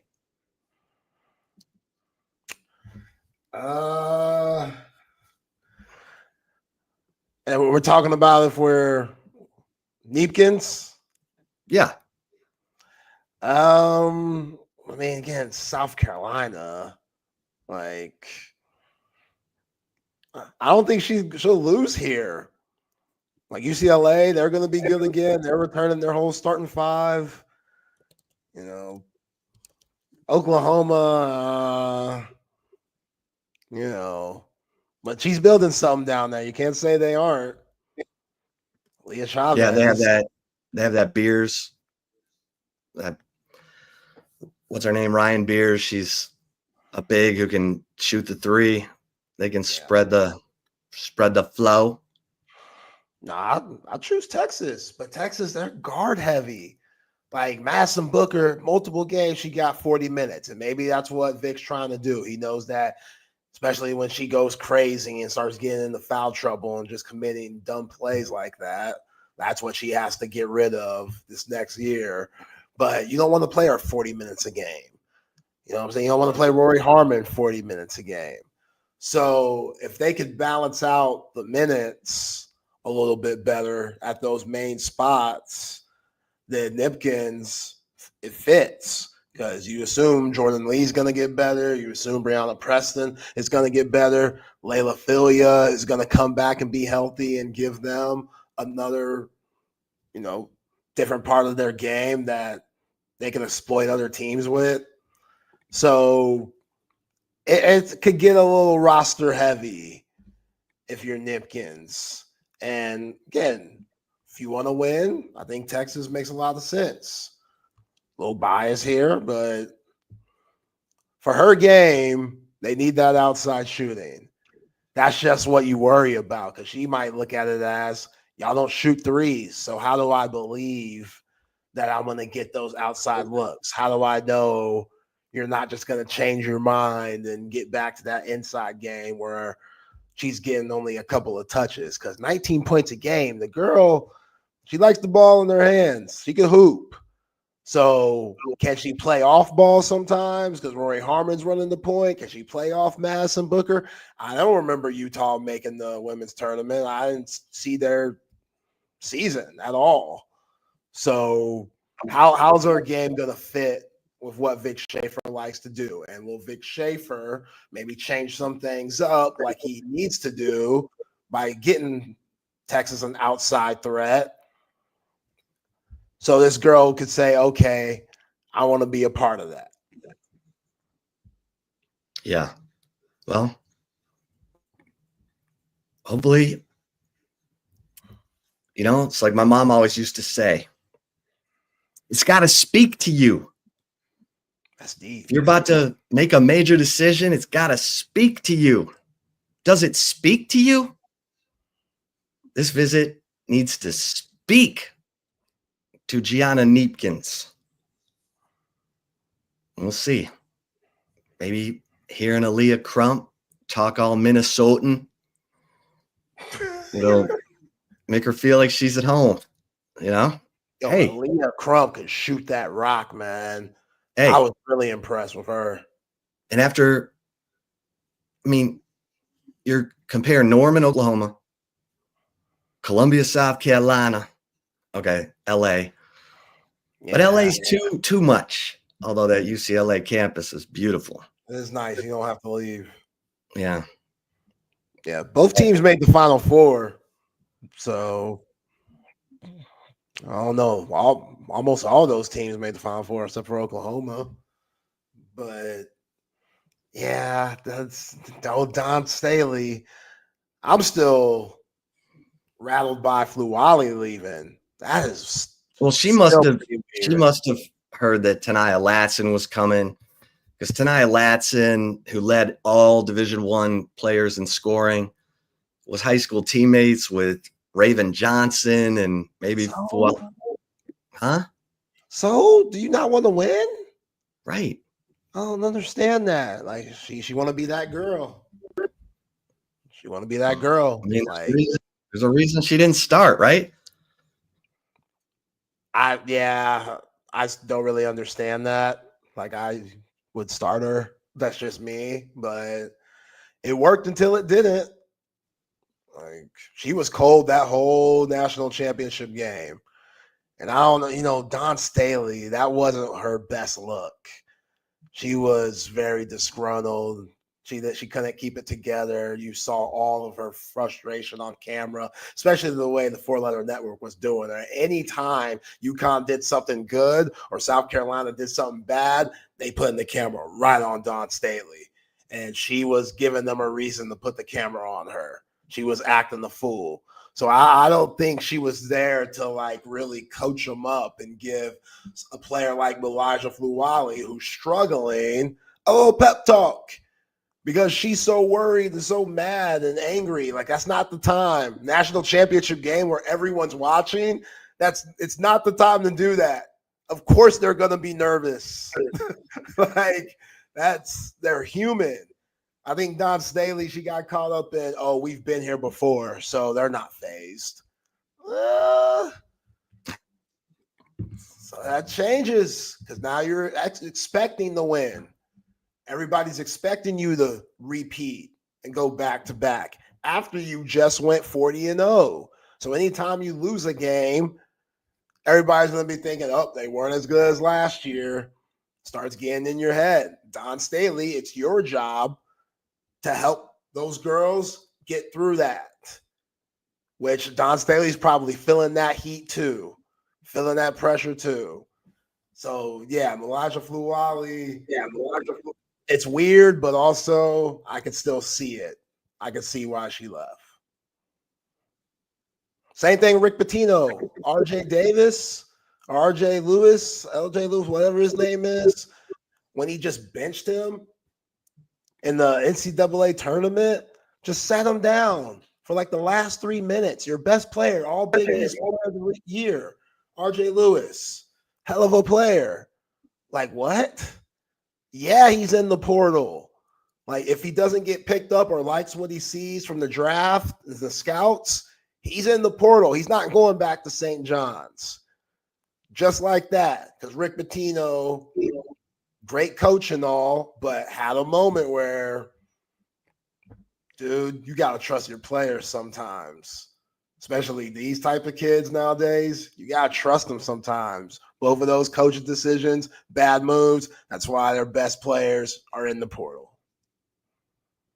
Well, let's get a couple mentions in here. We'll get back into some of your comments.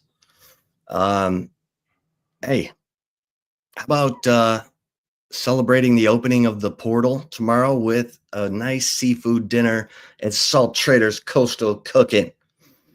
Get you some scallops, some oysters, best selection of raw oysters.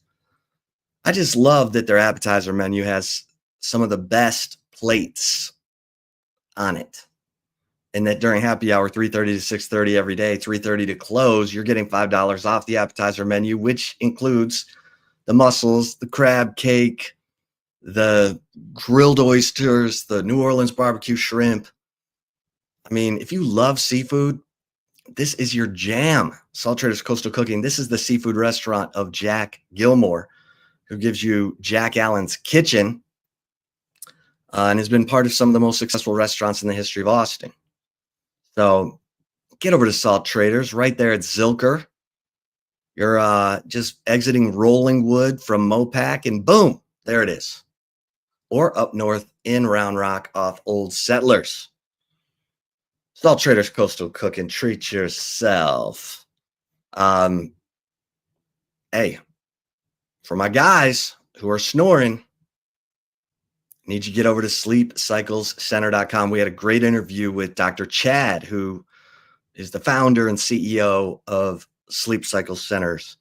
And they have the most cutting edge technology to determine exactly what's going on with you if you're snoring. It's not just annoying to the person sleeping next to you. It could be a sign of a major health issue. Mention that you heard about them on Texas Sports Unfiltered. They're going to take $100 off your sleep study. Like, they want to help you. So you get your sleep study. They're going to tell you exactly what's going on. And then they're going to give you different treatment options, including oral devices, like that mouth guard that holds your lower jaw open, so that you can breathe and get that deep sleep at night. But you got to go to sleepcyclecenters.com, set up an appointment. They got locations in Lakeway and at the Arboretum, and tell them Texas Sports Unfiltered sent you. You're going to get the sleep study. They're going to be able to help you. It'll be a game changer. Take it from me. I'm a sleep apnea guy, and I have an oral device. I call it the mouth guard, and Sleep Cycle Centers can take care of you too. So just go and they've got the questionnaire. Start there. They got the free questionnaire. Go to sleepcyclecenters.com. Check it out. You'll see what I'm talking about. It'll change life. And hey, when you're ready for the big screen of your dreams, AV Consultations, our man Tom McKay, who's been doing it for 30 plus years in Austin, bringing you the best price on big screens, surround sound, a new media room. How about some surveillance, electronic shades, new lighting? He's got it all for you. All you got to do is call 255-8678. 255-8678. And Tom and his crew are going to bring everything to you. You don't even need to be lugging TVs around town, punching holes in your drywall, cords everywhere. Let Tom and his crew come and do it. They're going to do the expert job, and you're going to be so happy. You're busy. You got things to do. Let Tom and his crew handle it for you. And cover 3, baby. Cover 3. Come on. This is the jam. This is the spot. Set up with your homies. Great food, great drinks, great brunch on the weekends, great vibe. And of course, you can check out your favorite teams, when they're playing. But take a date. Like, Cover 3 is not, it's not a sports bar. It's a high-end restaurant without the high-end prices. It's my favorite spot. Right there in Anderson Lane, up in Round Rock off of Old Settlers. And of course, Cover 2 at 183 in Lake Creek. All right, Zay. I want to go back to Emery Winston for a second for the chip shot today. Getting to the chip shot a little early. But also Texas baseball tonight. I'll touch on that too. But Emery Winston, okay, here's what I like. So I've been talking to some people, okay? This dude's second lowest rated member of the 2025 recruiting class, the number 1 ranked recruiting class. Nick Townsend is the 4-star tight end who's the number 66 overall prospect in the country. And he's the one that everyone's like, oh, Nick Townsend. Nick Townsend could be excellent, but he's not here yet. And here's the thing. Thing I like about Emery Winston, this dude is a football player. Like, he's into the contact. He wants to smash you. Like he's going to have to rein that in a little bit because like in high school, I was talking to some of his peeps there in Calhoun. Like this guy wants to run you over. Go watch some of his high school video. Actually, his senior year was kind of a loss because he had injuries. But I like that Texas was paying attention because his recruiting ranking did slide because of the injuries his senior year. People were like, oh, blah, blah, blah. The guy played basketball. He played soccer. He's athletic as hell. Huge hands, strong hands. Plays bigger than he is. Got good length. I'm pumped about this guy because this dude's a football player. I'm telling you, he's going to end up being a contributor this year. Like he's sure of himself. If Jordan Washington, isn't sure of himself, Emory Winston's sure of himself. He does not lack confidence. And Sark said it. He's hard coaching. Like they're already dog cussing him for all the little details that they get after Spencer Shannon and Jordan Washington about. He's like, cool, no problem. Thanks, coach. Can I have another? Like this dude, this is your kind of guy, Zay. He wants to mix it up. McKinney skate, Tom so petty. That's what I'm saying. Yes. You were saying, what about he's a mucker? Hey, Tom, he's a mucker and a grinder. He's a mucker and a grinder. In hockey, that's a guy who's going to go get in the corner and mix it up. Okay, all right. Let me just, because you're very high on Spencer Shannon too. Yes, I am. And now we're high on E. Winston. So why am I hearing we need to go look for another tight end in the portal? I know. I'm telling you. I'm telling you right now, in their meeting rooms, they're like, damn, Emory Winston made some more plays today. You talking about the coaches? Yeah. And here's the thing. Like, I think Spencer Shannon is a really, really good blocker. He's just got to believe in himself as a pass receiver. And that's the next step for him. But Emory Winston is like catching everything. And that's where it's like, oh, wow. Okay. Because he does not fit. He does not fit the description. 6'1", 246. Gunnar Helms, 6'5", probably 6'6" by the time he graduated. Big, long, beautiful specimen catching everything. Beautiful specimen. Setting records, 60 catches, 700 plus yards. Most receptions, receiving yards for a Texas tight end in school history. It's a lot. It's a lot to replace. It's the biggest hole that Texas has to replace on offense and maybe anywhere. So I'm just saying, Texas fans, you're gonna look at his height and his weight, and you're gonna go, Chips lost his mind. Emory Winston, he's a fullback. Nope. Number 85, kids. That was my number in high school. Oh man. Yeah, we kindred. We kindred. Me and Amari. Yeah, I see. We keep going back and forth. We got to figure it out. Because of the E, I sometimes say Emory, but it's Amari. All right, because I'm just saying E. Winston now, because you got me all confused and stuff. But all right, I'm trying to see what you're trying to get around here. it. Get your head around it. I'm trying. Because again, I don't. Jordan Washington, 268, hurt. Don't like that. You hear them flirting with the transfer portal on some of these tight ends out here. Is anyone worthy of being a Texas Longhorn?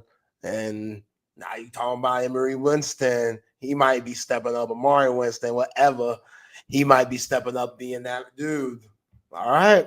See, this is why a spring game would be nice. This is the time where I'm like, okay, I want to see it from my eyes. I want to see what this dude's about. But we'll only get to see that in game 1, I guess. All right.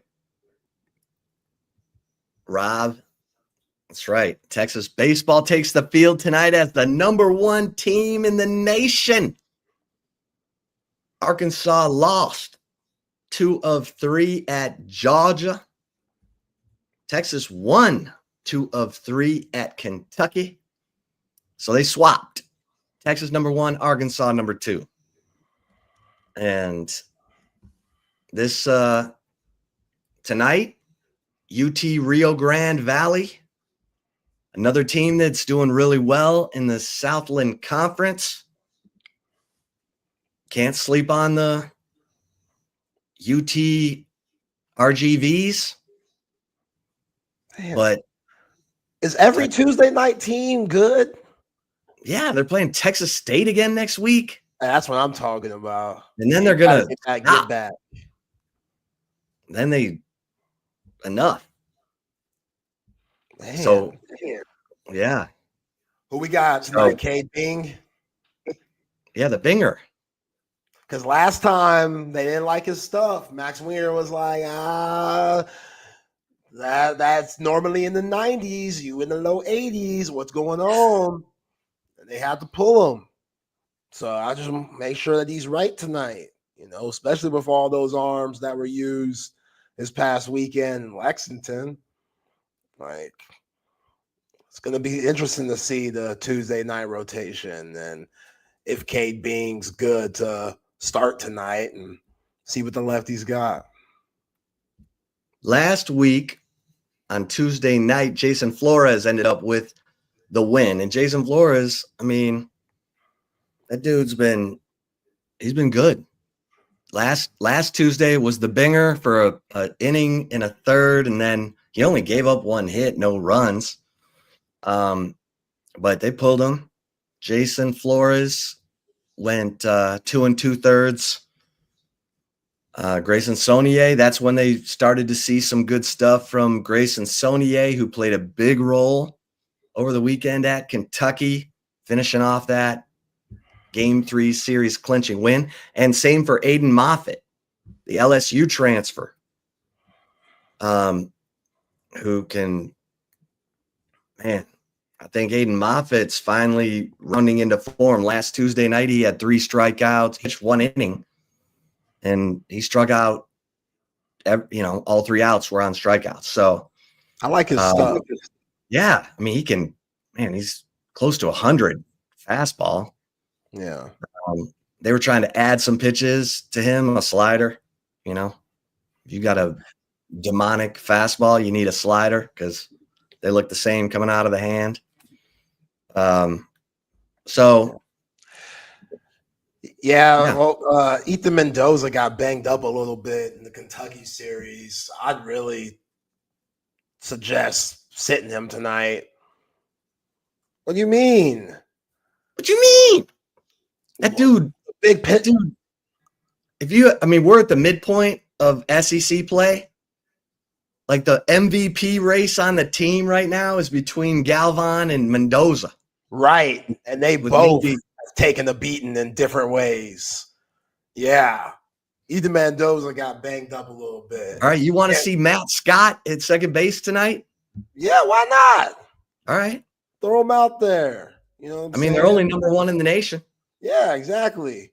Right. Give me a little Jonah Williams. You know what I'm saying? Ooh. Yeah. A little Easton Winfield. Ooh. Like he needs. He needs to get going. He needs to get going. We gotta give him some bump. Like Tommy Farmer the 4th. You could throw him in there. Jacque Stewart. He's had some good moments this year, but had a tough weekend in Lexington. Like guys like that. Like, you know what I'm saying? Picture here. I hear Adrian Rodriguez is healthy, good to go. Is he though? They're only batting him on the left side. On lefty, yeah, that doesn't seem healthy to me. Yeah. Like, you can't hit from the other side because something's getting in the way of that. Like, that's not healthy. I'll find out tonight. I'm going to the game. I'll find out what the hell injury that is. Yeah. Yeah, because those, again, Mendoza, Galvan, Flores, Gasparino, like all those guys been carrying lately. I think it was only one series. Like Kentucky's tough. They were feisty, a little dirty. It was cold as hell. So that series to go from what you've been dealing with here with the weather to over there, I could see some guys struggling like 6 through 9. But, let's get the Plantier going. That'd be nice. Like all those guys just – they could use a big game tonight. Yeah. Yeah. I mean, you can't talk about this, but man, they miss Max Ballou. You can't talk about it because he ain't coming through that door unless maybe the postseason, which will be great. He had surgery to fix that thumb. So they're hoping that it's all good come, June, late May. They got the SEC tournament in Hoover. Yeah, you got Auburn out here. I know you got number 8 Auburn coming. Tough. Just another tough, gritty team that surprised everybody by beating the hell out of LSU this past weekend. But again, Texas, they don't fear nobody. Jim Schlossnagel's done a hell of a job here. I think Schloss is like, oh man, like we're number 1. Like don't run from it. No, he's not running from it, but I think he can't quite believe it because they don't have Max Ballou. Adrian Rodriguez missed 7 games. They've had to kind of rifle through the pile. I'm a little. Schloss, you got to earn his trust, and it's sometimes those opportunities don't come.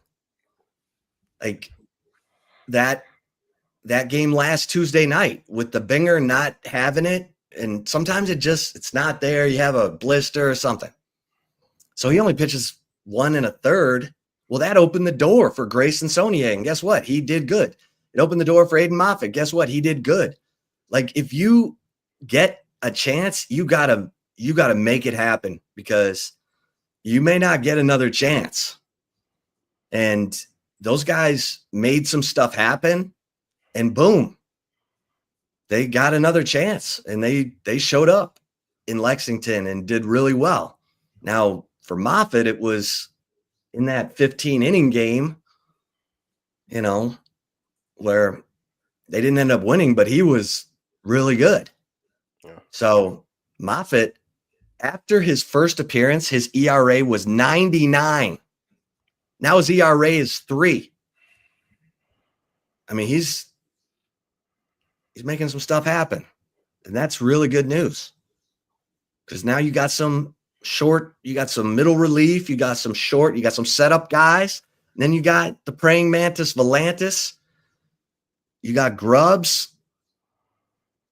Because even Dre Duplantier, remember he had that? Yeah. Blister or something. And they need him. Yeah. And then maybe he can tell his cousin how to hit.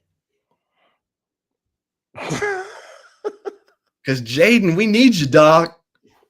You can't just be that auto out. Yeah. Just get on base somehow. I know. He's so fast. They always use him as a pinch runner.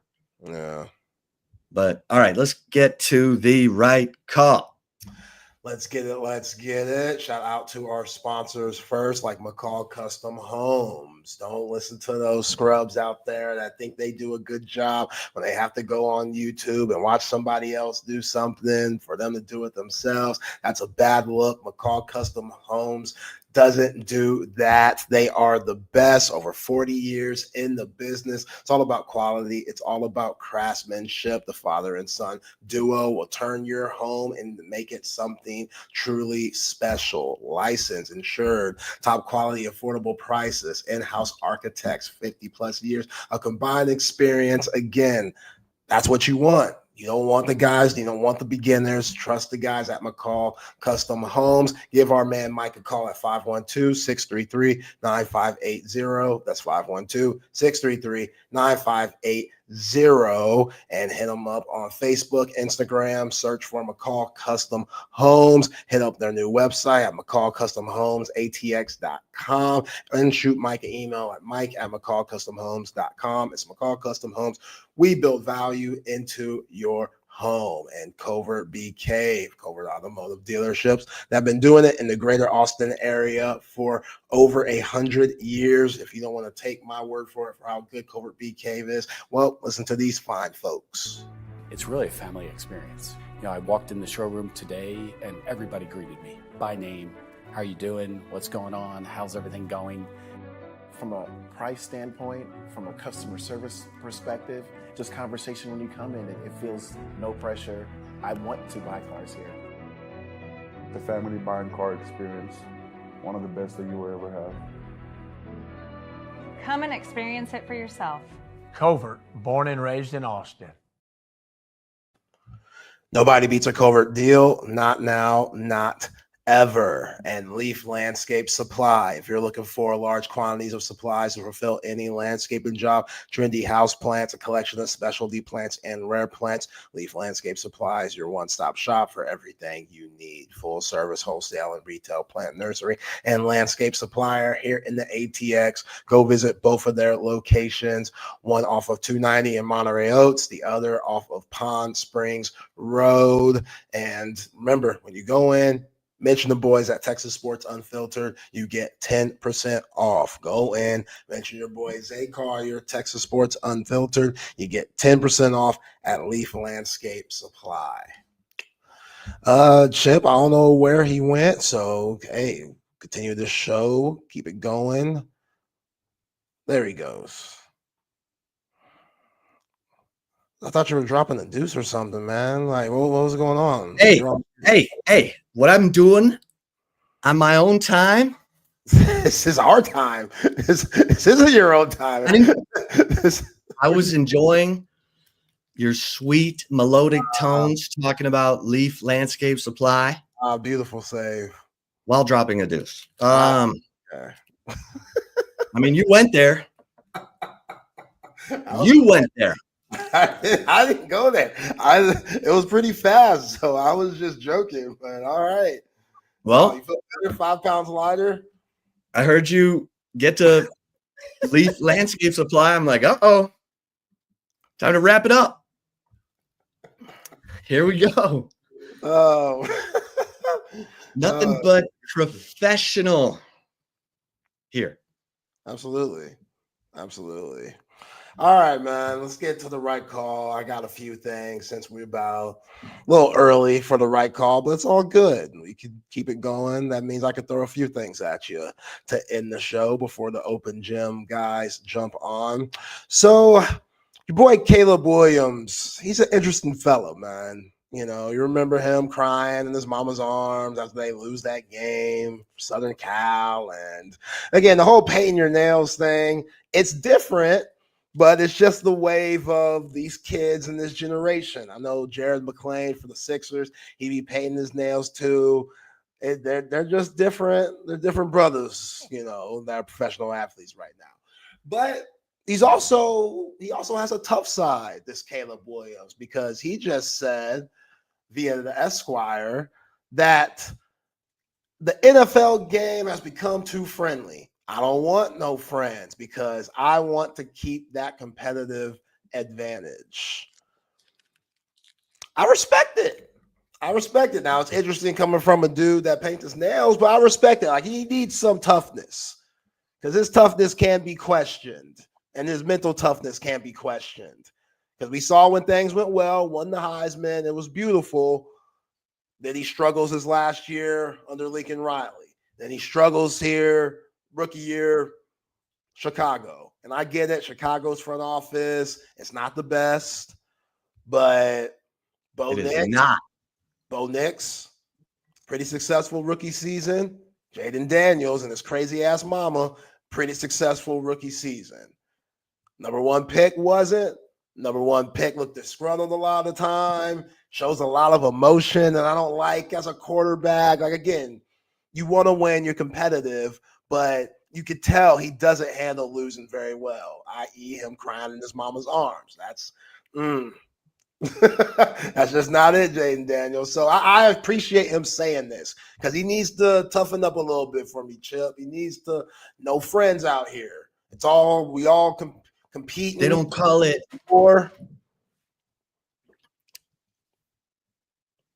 They don't call it what? They don't call it friends business. They call it show business. That's right.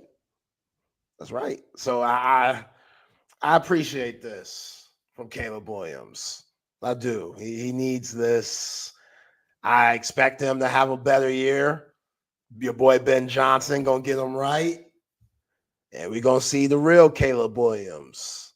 No sophomore slump. I mean, how can you have a sophomore slump when the previous year was that bad? So it's only up from here. But some guys, they forgot about Caleb Williams. So I get him wanting to have that edge, especially when you got Jaden Daniels getting his shine and Bo Nix getting his shine. That should piss you off a little bit. And speaking of Jaden Daniels, man, there's a video going around where he's dancing at, I think, Debo's wedding, somebody's wedding on the team, on the Commanders. And his mama's there. His mama's like in the background, like hovering and stuff. Like he can't go nowhere without his mama. Well, that was like Durant early on. Yeah. He would go home from practice with the Seattle Sonics and play video games with his mom. But Durant was like 19 in the NBA. Jaden Daniels, 24 years old. That's a difference, man. That's a difference. And I get it. Like his mama went viral for saying, "Oh, ain't no woman gonna touch my baby." Like all that and stuff. And it's like, yeah, mama, she does doing the most. She's seeing all these guys having kids with different baby mamas. She's like trying to be in the room. Hey, no glove, no love. Oh man. I mean, again, he's gonna feel. Is that what you're telling me? That's what it seems like. She's a hoverer. She gonna be around. And then the Juju Watkins thing. Like Juju, I've never seen Juju smile that much in my life. Her and Jaden Daniels. Somebody said they cousins. That is not a cousin's look. The way they were talking, the way they were locking, that wasn't a cousin's conversation. And then here comes Jaden Daniels' mama. Now she's sitting in the middle and stuff. And it's like, man, like I get being protective, but she gotta let that boy live. You know, especially like, now that he's a player. Yeah, like she already in charge of everything. I think she's like, or he's like Lamar Jackson. I think she's the agent and the one that deals with all the money and stuff. So, oh, for real? I think so. So wow. So like she's always gonna be around in that sense. She's looking out for the corporation. Yeah. But damn, mama, let me live a little bit. Like you gotta get off that areola sometime, son. Oh. You gotta get off it. But hey, maybe it's one of those things. Mama's around, I'm comfortable all the time. And when I'm playing, if I know she's in the stadium, I'm comfortable. When I'm out and about, knowing where she is, I'm comfortable. I don't know about that, CB. You're gonna have to elaborate a little bit. Ooh. That's interesting. What'd she get in trouble for? She punched some girl trying to kiss her son? I would believe it. All right. I'm looking it up. What else you got? Well, Will Howard thinks he's underrated. The Ohio State quarterback, national champion. That dude needs to stop talking. I don't know, man. This is what he said. Every single team that picks a quarterback in front of me, I'm going to make it my mission to make sure they regret not picking me. That's what I'm talking about, Will. Hell yeah. You talking about he needs to stop talking. That's a national champion. That's a national champion. Hold on. Before we get to Will Howard and his peacockness, Regina Jackson, the mother of Washington Commanders quarterback Jaden Daniels, is mentioned frequently in the NCAA's report on Arizona State's recruiting violations dating back to 2020. The full NCAA report, blah, blah, blah, blah. It says that Jackson is first referred to as a booster, but later identified as a parent of former student athlete Jaden Daniels. Jackson wasn't just a regular at games, but routinely showed up at practices as well. Traveling from her home in San Bernardino, California. She helped arrange unofficial visits for recruits during the dead period. Oh, she was with Herb Edwards and them. Yeah. Damn. I mean, what's my man's name? The bald dude that was with Vegas. Antonio Pierce. Pierce. He can't come back to college. They got him banned for like 6 or 7 years for all this stuff with Jaden Daniels' mama. Wow, scandalous. That's just bonkers. She's making stuff happen.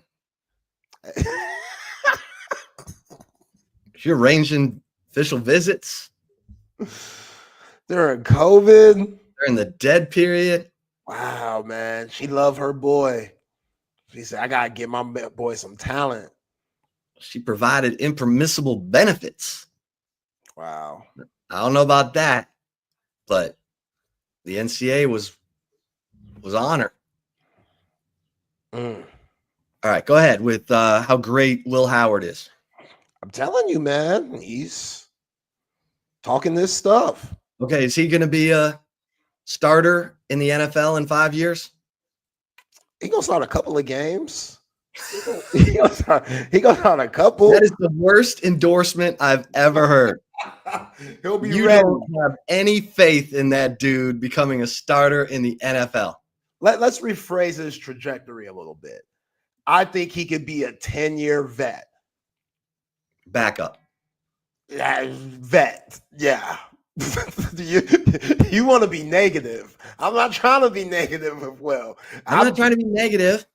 Backup. Backup is negative. Just say 10-year vet sounds better. That sounds a lot better. I'm a 10-year vet. Yeah, but I'm asking you, starter. Do you think he's going to be a starter for the next 5 years in the league or in 5 years?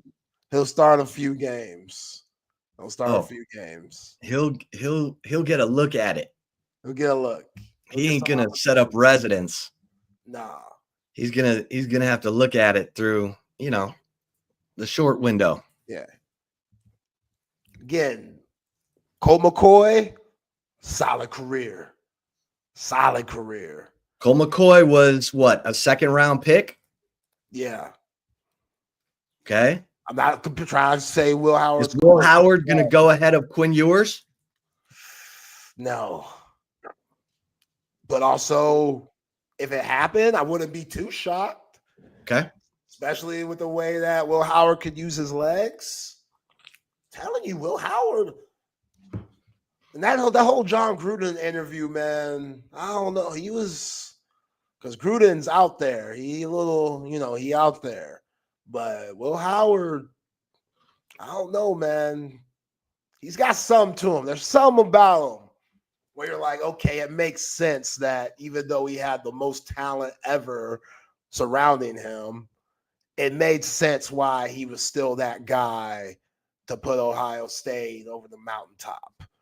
Like there's a certain, it's a small it, it's a lowercase it on it, but he has a little bit of that factor to him. Yeah. It's hard to put your finger on it, but you're like, okay, which I'm saying, like he'll be around for a while. I'm not saying he played great. He played great. He played great for Ohio State this past year, and he had all the naysayers. The Ohio State fans were like, what are we doing? And Will Howard's like, y'all just relax. Y'all are the most ingrate fans. Y'all are a bunch of trolls and a bunch of hooligans, but I'm going to come and play for you anyway, and we're going to win it all. So I'll give him that. Because Ohio State fans are the worst. The worst. I've experienced it firsthand. That was one time. You're basing that on one. You were there with me. You'd be going all per se Hilton. You'd be like, those people are like dogs frothing at the mouth. I'm sure there have been some Texas fans that have been ignorant to another fan or two, but it doesn't represent the whole fan base. Yeah, but I have enough experience with these fools. I've been going to that. Michigan, that seems like I understand. Okay. Listen, am I looking at it through maize and blue glasses? Yes. Okay. But the one time I experienced it, 20 years ago, it was still awful. And it was in Columbus, the Snake Pit. So. Well, you about to be there again. So. I know. I just booked my trip. I can't believe I'm paying money to go to that bleep hole. But it's going to be a hell of a game. It's going to be a hell of a game. Yeah. All right, how about this? Rex St. Charles hates me. And he's agreeing with me. Doesn't hate you. Well, he likes to, you know. Oh yeah, he does that with me too. That's his thing. We appreciate it, Rex. We do love it. It's actually amazing. Yeah. We love the back and forth. Yeah. Zay calling me out for dropping a deuce. I mean, come on. What the hell's going on around here? I didn't think you were. It was very quick. I really didn't think you were. Right. You didn't think. And then these were right. And I had to say, you were right, Zay. Not going to lie. All right, man. Taylor Jones didn't get drafted at all yesterday. WNBA. I don't know about that one. Now Sedona Prince didn't get drafted either, but again, she's the basketball version of Ike Turner, so that's not going to work out. Taylor's going to go to camp with somebody, and then she's going to have to prove that she can be athletic enough. Because the one thing about Taylor, and she'll tell you this, because she told me this, that she's more finesse and Kyla Oldacre is more physical. Like Kyla, people bounce off of Kyla. Now Taylor's skilled. She's a skilled player. Not the most athletic, but hits her free throws, all the fundamentals she does well. I think she'll make a roster. Okay. But if she doesn't, it'll be because she's not quite athletic enough. Yeah. Because I'll say this about the Dub. They're getting athletic. Oh, they're super athletic. Again, Charlie Collier, who was the number one pick, went to Texas. She's no longer in the league anymore. She's not in the league. She's 6'5". Yeah. And can move. Number one pick, like out the league. They cut left her. A year early to make $60,000. Oh man. That's dark. Ouch. She's in Australia. Look at that. CB. This is why he is the world's greatest. She's playing somewhere, yeah, but that's why CB's the world's greatest volunteer producer in the history of radio. Yeah. But the endorsements that in America, I don't think she's making. No, she couldn't make it in the Dub. She couldn't make it. I hope she's making 60 grand in Australia. Hopefully they're putting her up. Maybe they pay her rent, give her a car. Sometimes in those usually sports, goes. Yeah. you know. Yeah. I was bringing the open gym, fellas. Patrick, Matt. What's up, fellas? What's up, fellas? Patrick, do you have a good day off? I did. I saw AC/DC last night. It was awesome. Holy bleep. Where? Arlington at Jerry World. I was there last night. I just got back into town about 30 minutes ago, so I am a bit worn out right now, but it was so much fun last night. It's just like a bucket list band to go see. That's like the one band I've never seen. I'm freaking out right now. Yeah. No, we were looking up. We're like, why? How none of us have ever seen them? And then we looked up. This was their third show they've played in Texas since 1987. What? Wow. Like they just don't tour that often, and then they don't they only play like 10 dates in the U.S., 10 to 12 dates in the U.S. when they do. So they don't even necessarily play in everybody's state or anywhere else. They'll just come by and kind of hit random places. But they did Dallas and Houston, I think, like 10 years ago or something like that. And then they're just doing this one in Arlington, and then they're in California in like 2 days. So, but it was awesome. See Angus Young up there. It was so much fun. Damn. Oh my God, I'm devastated. Damn. I'm happy for you. And we did get to see. I sent Matt the pictures. For him. There were curtains up at Jerry World, so I saw them.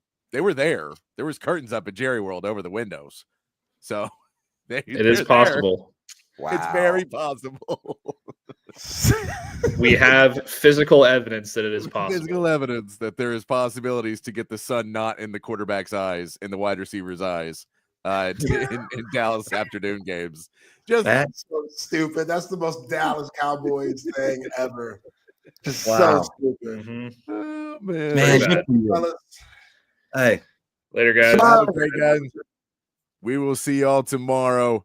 Welcome into Open Gym here on Texas Sports Unfiltered. Myself, Patrick Davis, alongside Matt Galatzan from Texas Longhorns on us. I held it down for me yesterday while I was out of town in Arlington. And then, I literally just got back into town about 30 minutes ago. A 4.5 hour drive back from Arlington is longer than that drive should have been. So did not sleep well in a hotel room last night, and then just drive 4.5 hours. And I hit like 10 school zones in Austin, dropping people off. It was I'm a little burnt to a crisp at this point in my brain, but I'm excited to do the show with you today, Matt. I for one am just happy that you made it in one piece and that you made it on time. I had my own little scare before the show started. I couldn't find the link for the show until 3:59 p.m. because I accidentally deleted it. So we almost had a disaster here on Open Gym, but we made it. We're getting ready to roll. We're here. It was a little different not having you around, Patrick. I'm happy to have you back. Oh, it's good to be back. Yeah, it was a lot of fun to go, but yeah, I maybe could have done it from the hotel yesterday, but I figured I'd just go and have some fun with my buddies, and we may have already started drinking before 4:00. So fully support that decision. There may have been some reasons to not go on and try and do a show. On the show today, we're going to get into some transfer portal talk again. I've not been able to talk, so we'll see how much Matt told you about yesterday, and then we'll go through some of the guys that Texas is still looking at in basketball as that transfer portal is kind of starting to wind down a little bit more. And then tomorrow, we get to see the transfer portal open back up for football, and that is where we'll start to see a lot more names hop into the portal, some names, see who Texas looks like they're after, see if there's guys that are caliber, have the high enough caliber for Texas to go after. We'll get to that. We'll talk some more draft as well, as that is almost a week or so away. Now we're a couple weeks away from the draft, so we'll get into that as well. And then the NBA playoffs, we'll talk a little NBA a little bit later in the show too, because the NBA play-in starts tonight. The season is over. And you could tell that everyone was like, why are there no basketball games on tonight? And you're like, the season's over. Last night, like, why is there no basketball on? It's season's over. It's the playoffs now. It's like, what? No, it's not supposed to be that way. Like, no, it is.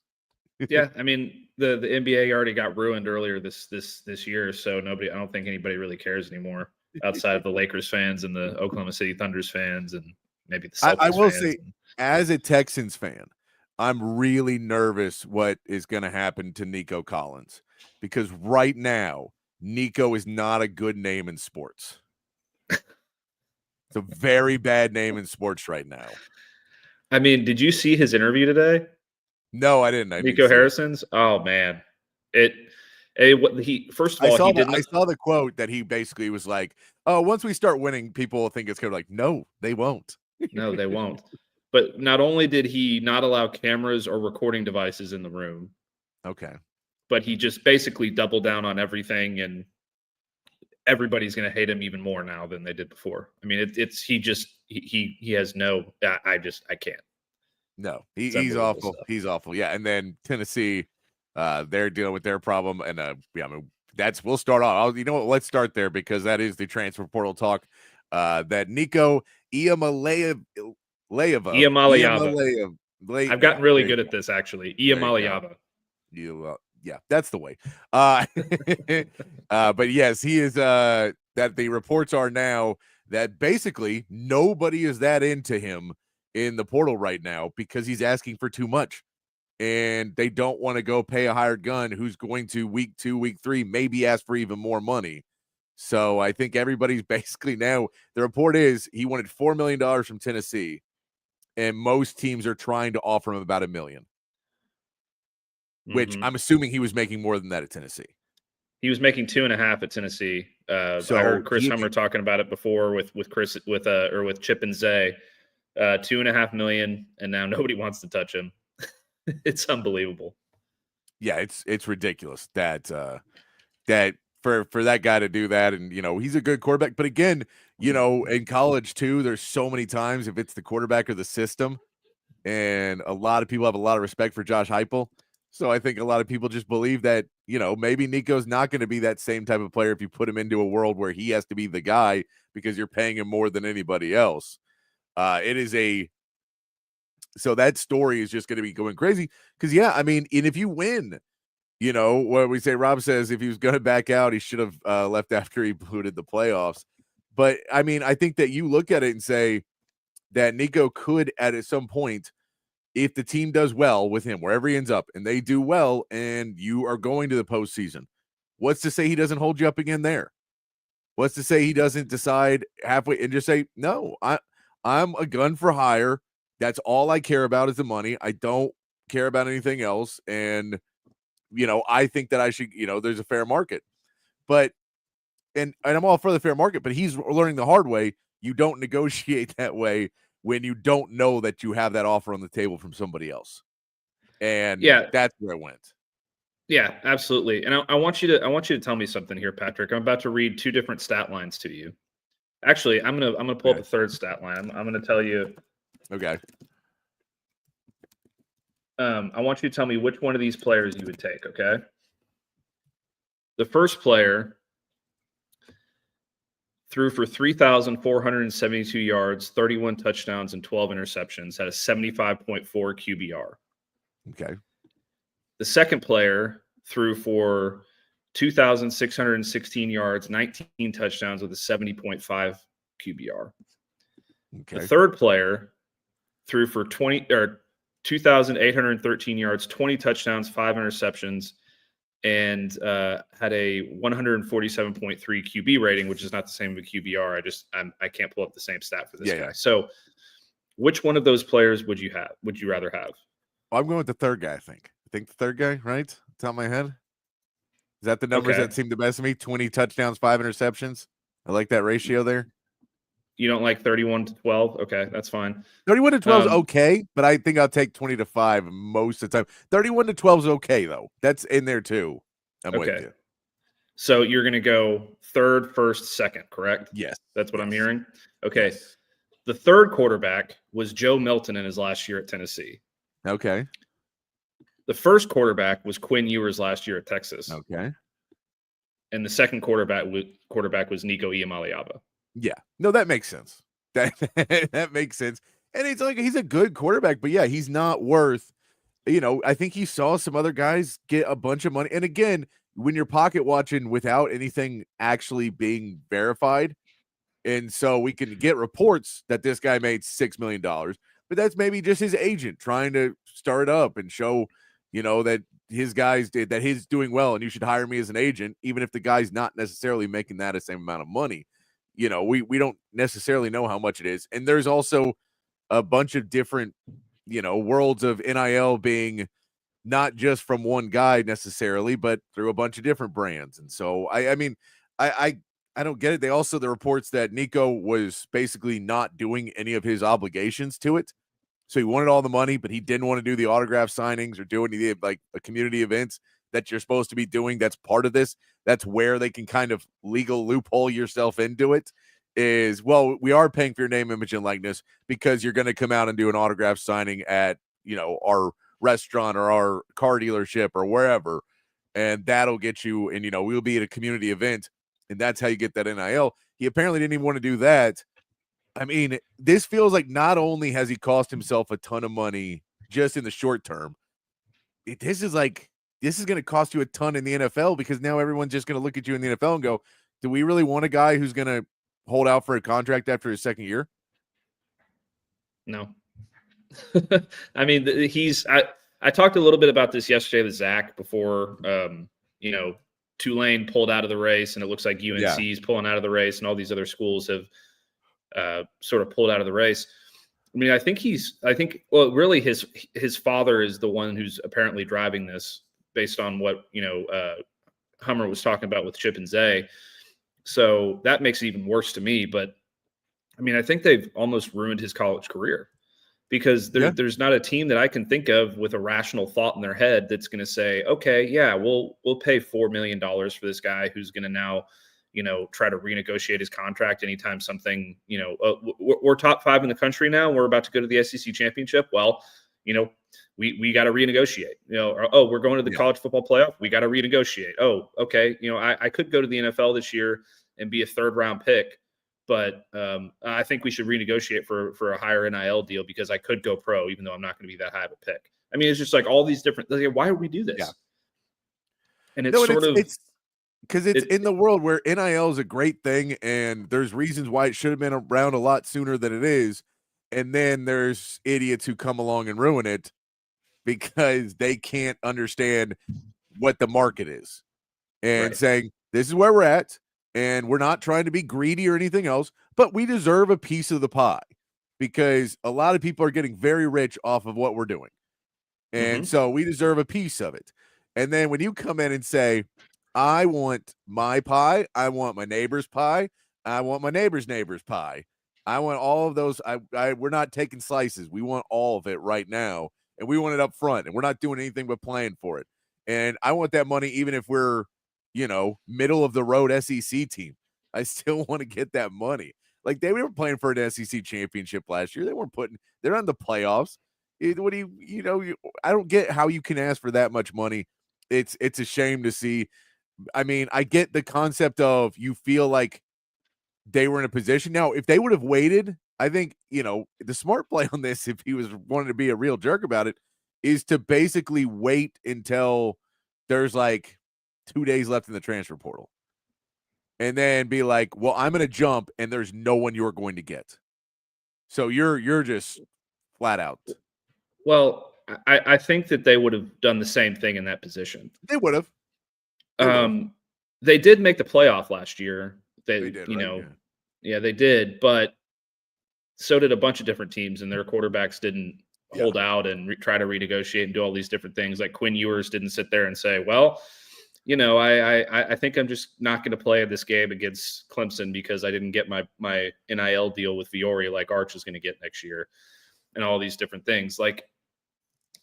I don't care that quarterbacks are in, the players are making money. I think it's good. I don't care if quarterbacks make $20 million in NIL money. There has to be some sort of rules and regulations and guidance from the NCAA or whatever governing body they want to see it, or we want to see at this point. Like, just put some constraints on this thing. And listen, this sucks, and it's a black eye on college football right now. But it might end up being the best thing that's happened because it could it could really start to drive some of these things that are going to put, some clamps down on what these quarterbacks can do and how they can negotiate, or just any of these transfer portal players can, negotiate and what their rights are going to be. I think it's going to lead to more organization in the long run. I think it's probably a good thing. I think it will. And I think that, when we live in a world where the NBA is what the NBA is right now, especially with players, the coaches being fired and everything, and it just being such a player-driven league, I think you'll see more of that fight back in the NIL, where it is more the Wild West. You may see some more people, the coaches basically saying, no, you guys, we'll go to the boosters and donors and tell them, no, we got to pull back a little bit, and we may lose a little bit here and there, but across the board, we can't have that kind of thing going on anymore.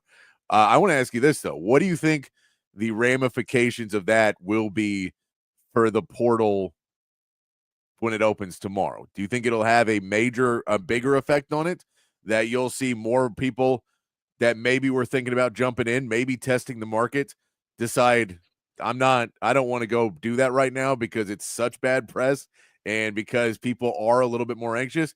Or is it more people just saying, no, there's still money out there, and if I want to go get my money. I'm on Nico's side on this one. I don't know if I think there's going to be some players that do that. Well, I think that a lot of the players across the country, specifically quarterbacks, are going to look at this if they're considering jumping, and they're going to have second thoughts. Yeah. Because there's going to be a negative connotation associated to it just because of what happened. And, if somebody, if like, let's say it's a lesser caliber player in terms of like, pedigree and rating and status and all those different things, I think that you're going to find that some of those players are going to have some hesitation, because if they're going to say, hey, if I want to go out and make more money and Nico can't go out and make more money, yeah, maybe I should just stay here and see what happens this, the rest of this spring and this summer, and see how things, kind of shake out over the next few weeks. I mean, I know that there's still going to be a bunch of players that jumped in, like California's star running back Jaden Ott just jumped in. There's always going to be players that jump in, but I don't think that you're going to see a bunch of star caliber players across the country who are going to like shake the landscape like this, take a risk and jump in when it's like, I mean, these a lot of these schools are just not going to barter for this because they don't want, I don't have any of the leverage anymore. Yeah. I mean, they're still going to have leverage. Don't get me wrong, but if Nico Iamaleava doesn't have leverage over like Tulane and UNC, how is somebody like, at Washington or not South Carolina, because Lenore Sellers is a big player, but like name it Pittsburgh or something like that, going to jump in and command a whole lot more money? I have a hard time seeing it happening. No, and I do think, though, that there's a lot of these guys that are going to be in the portal. I don't think you're necessarily going to see, and especially in this portal, you're not supposed to see quarterbacks, big name quarterbacks in this portal. That's supposed to be taken care of before, because you want those guys in spring training. You want those guys in the workouts already. It's harder to implement a new quarterback who's going to be your starter when you just say, well, he missed all of spring, so he's not, he's going to be behind already. So I think that there's something to be said that there will be some, but I don't think the top tier we're normally going to go at this point. They've already said, I think there will be some guys who are a little bit lower that say, okay, if these guys are, if the money right now is still at $1 million, I am thrilled to try and go get 800,000 or 700,000, because I'm making like 50 right now. I'm making 50, 60 because I'm in a smaller school, but my numbers are pretty good, and my numbers are similar to what his are. So, you know what? I'll jump in and I'll go take some more. I'll go take money off of somebody. Yeah, I mean, it's possible. Like we saw a lower tier player just commit to Ole Miss today. I'm having a hard time remembering his name, so I'm pulling it up right now. He transferred in from the Division II level, Grand Valley State, Ferris State quarterback Trinidad Chambliss committed to Ole Miss. Division II player. He had a really great season, and I'm sure he's going to get a good NIL package at Ole Miss that he never would have possibly even fathomed at Ferris State. But it's going to be players like I don't know. Where is Ferris State? I have no idea, but it's in Ferris somewhere, I guess. I don't know, but he's not going to come in and be the starter either. But he's going to get a little bit. But it's going to be players like that, I think, at that position that they're going to jump in. There's not going to be another Nico or a Sam Leavitt or a player of that kind of caliber, like a Lenoris Sellers or somebody along those lines. It's going to jump in because it just doesn't make sense for them at this point. You don't think Arch is going to jump in? I mean, you don't want to start that. Clickbait. No, I'm not. We talked about that a little bit about that yesterday, about how he's the only 5-star player from that class, only 5-star quarterback from that class that is still with the school that he signed with originally. Yeah. And then SEC Network put out a tweet with a graphic of Arch talking about how he's super happy where he is and he's not going anywhere. I mean, he said it the other day, it's kind of old news. He said it last week during player availability, but I thought it was funny how SEC Network put out that tweet like a couple of days after this Nico stuff just blew up. Yeah, they were going for it. They know what they're doing. Ferris State, Big Rapids, Michigan. Big Rapids, Michigan is where Ferris State is from. I mean, that's God's country. I don't know why he wanted to leave there, right? I don't know why he would leave Big Rapids. I don't think they have rapids that big at Ole Miss. No, smaller rapids. They have some smaller rapids. There's a lake out there. There you go. You got some out there. We also saw. So yeah, we'll see tomorrow. The college football portal will officially open tomorrow. We have another week from today in the basketball portal as well. We're seeing, still every once in a while, a couple more names popping in there, especially the guys in some bigger conferences. I think are starting to make their moves now as their rosters maybe getting a little bit more set and they're realizing that their minutes may not be where they want them to be, or they're talking to their NIL people and the offer is not what they wanted. Whether, I think that you see a lot of times somebody expects to move up and it's their junior year and then another guy gets transferred in and you realize, well, I'm still playing 18 minutes a game next season and I want to be playing 25, 30 to have any shot to get seen by anybody in the NBA. So we're going to see a little bit more of that. We did get the transfer portal signing yesterday, I believe it was. Was it yesterday or Sunday that came through? It was yesterday morning. Yesterday morning that Lucina Traore, the 6'10", 245-pound forward that was with Xavier last year, is now on Texas as well, which gets you a lot closer to rounding out your starting lineup.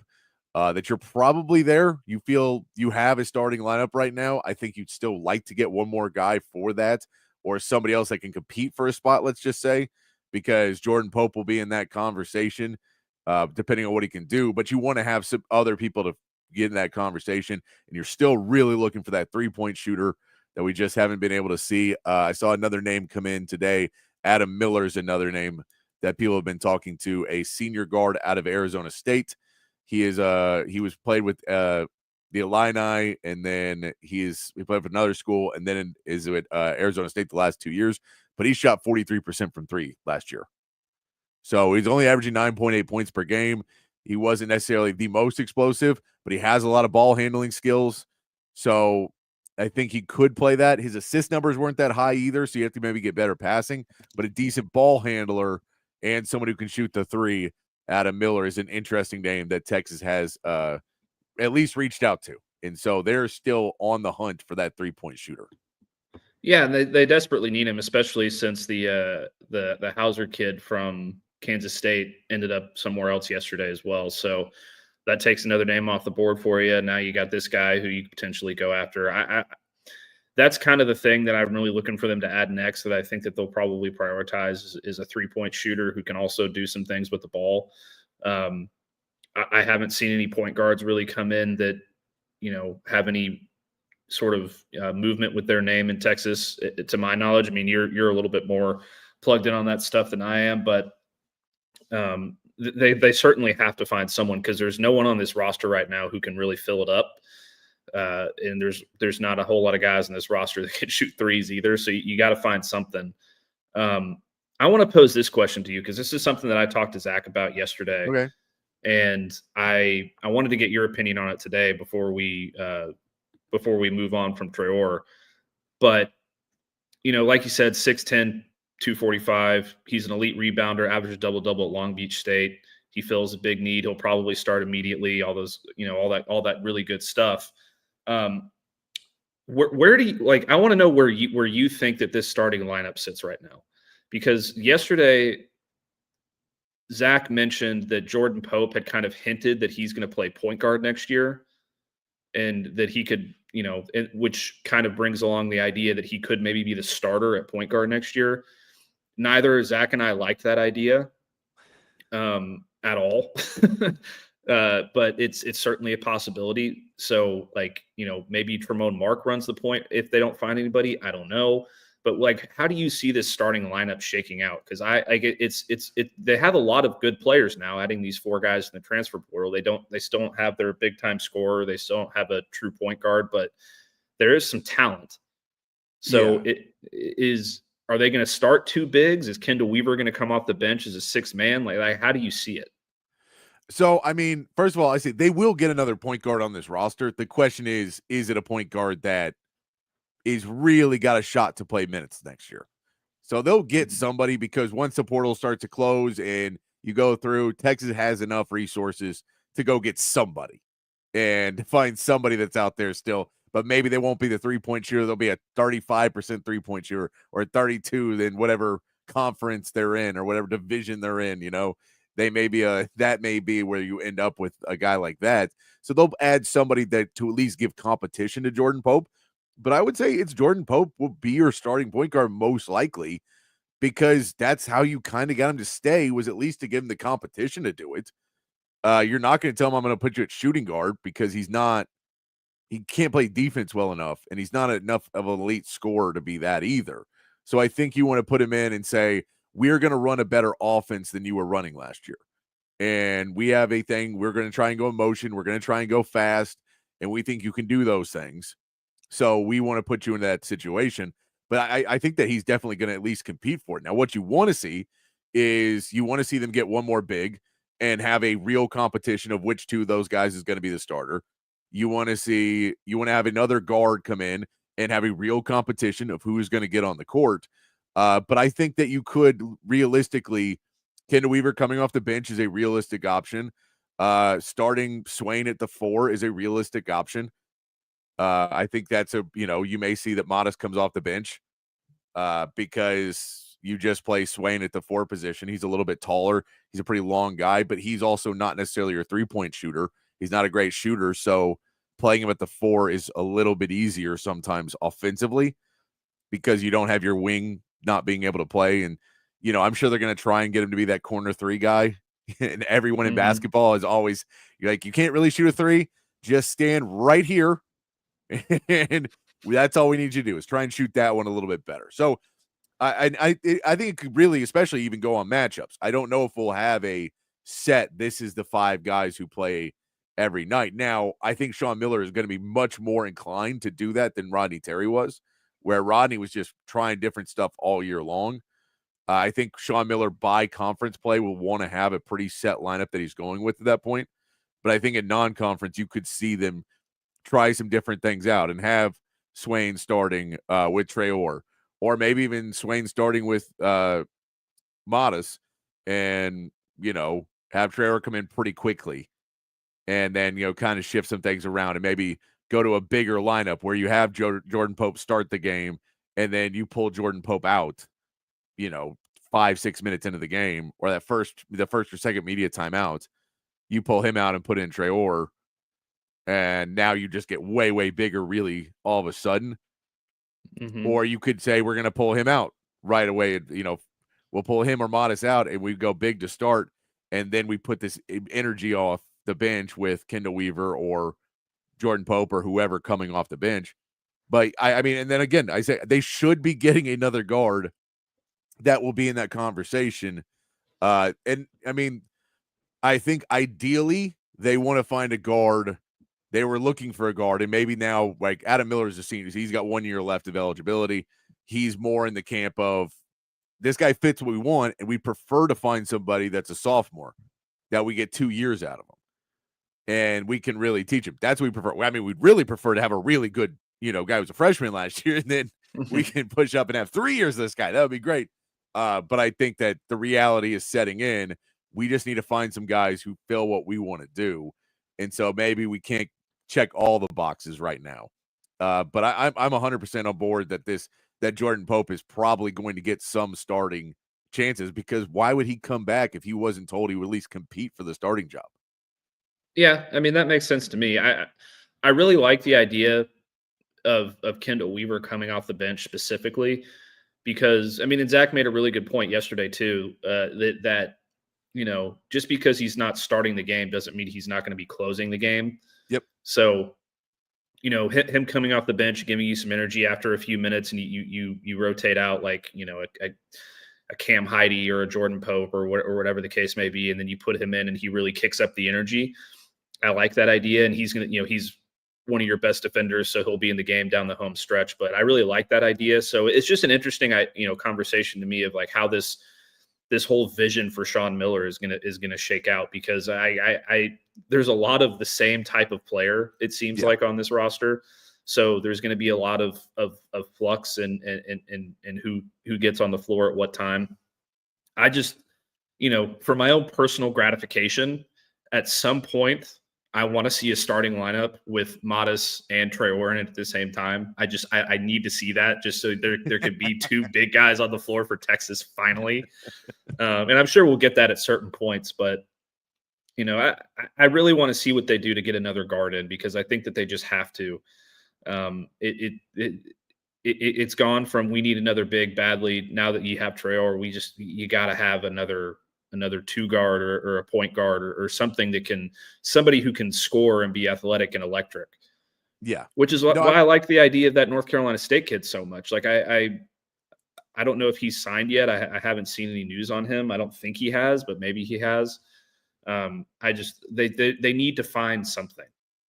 Because I don't think that you can go in there without a guy who can at least give you, if he has a really good night, give you 20 points against an Ole Miss or a Mississippi State or something like that, Yeah, and I mean, this is we're going to have to find out too. Are they going to play fast? Is the game plan to play really, really fast and in transition? So if you do, you're playing one big, because you're not sticking two guys out there who are going to be flat-footed, and you're going on fast breaks and they're 3-on-3s with two of your guys dragging behind. So I think you'll have more defensive lineups that are going to be some of the bigger lineups and rim protection. But you could definitely see these guys having to end up, playing small a lot more, because that's what they have. You're not super small. Texas 2 years ago was really, really small with Tyrese Hunter and Max Asmus, and that was a really small lineup. Your 4 was Dylan Mitchell, who's like 6'8", which we saw he went to St. John's now. Dylan Mitchell did. I believe so, yeah. So but I mean, you're just a really, really small lineup there. And so, you're not that anymore, because Dalen Swain is 6'8", I believe. Tremont Mark's like 6'6". Kendall Weaver 6'3", 6'4". So you're not terribly small. And I'm with you too on being a Spurs guy. Manu Ginobili is the example of a guy who was off the bench but played massive minutes and was always down the stretch in the game. So it's very possible you can do that with a Kendall Weaver. And, he feels like the type of guy who would buy in to being able to that role, that he wouldn't necessarily, I don't know if he needs to be the starter, where some other people really, really want to be the starter. Yeah, like a Tremont Mark is going to have to be a starter, otherwise he's going to enter the portal. Like there's definitely those guys on the roster, but yeah, I mean, I'm also wondering like where Cam Heide fits in all this, because I think he's a guy that could potentially be a starter for you. Like he is a very athletic guy, and he can shoot a little bit, and he's 6'7", so maybe there's a situation where he's out there and you can go with a lineup that can still run, but that is still a little bigger. You know what I mean? Like, so maybe you go like Jordan Pope, who's obviously 6 foot and not big, but then you have Tremont Mark and Cam Heide and Dalen Swain and a Traore or whatever. Like that could be a fun, interesting lineup with Modis and Kendall Weaver coming off the bench. So, we'll see. It's still an incomplete project, and I'm very anxious for it to get complete because I don't want to. I know that they can wait until the middle of the summer, like they did with an Arthur Kaluma. You just hope that they don't have to. No, you want to be able to find somebody in that time period before it gets there. And again, you have a week left. There will be some people that jump into it by the end because, maybe they're getting strung along for NIL right now, or they're getting strung along of how much playing time they're going to get. But the problem with Texas is right now, they can't really guarantee playing time to anybody. So I don't think you're guaranteeing them 25 minutes to basically anybody you're talking to anymore. You're saying you can compete, and if you play really well, you'll get 25 to 30 minutes.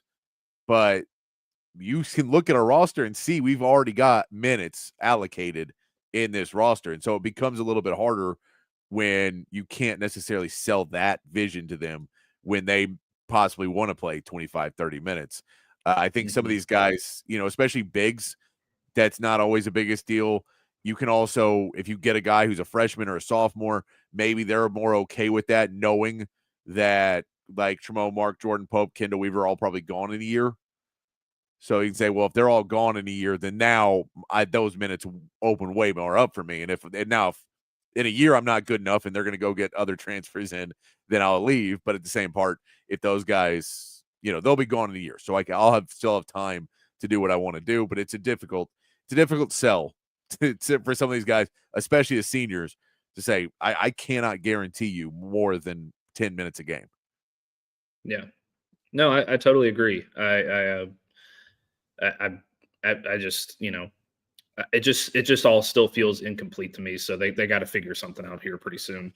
No, I agree. And yeah, I think they'll bring people in because like how you got Jason Kent and Larry last year, Julian Larry, both those guys were, not necessarily the biggest names. I know Indiana State was popular because they made the tournament, or did they make the tournament a year ago, or was that the one they almost made it and then didn't?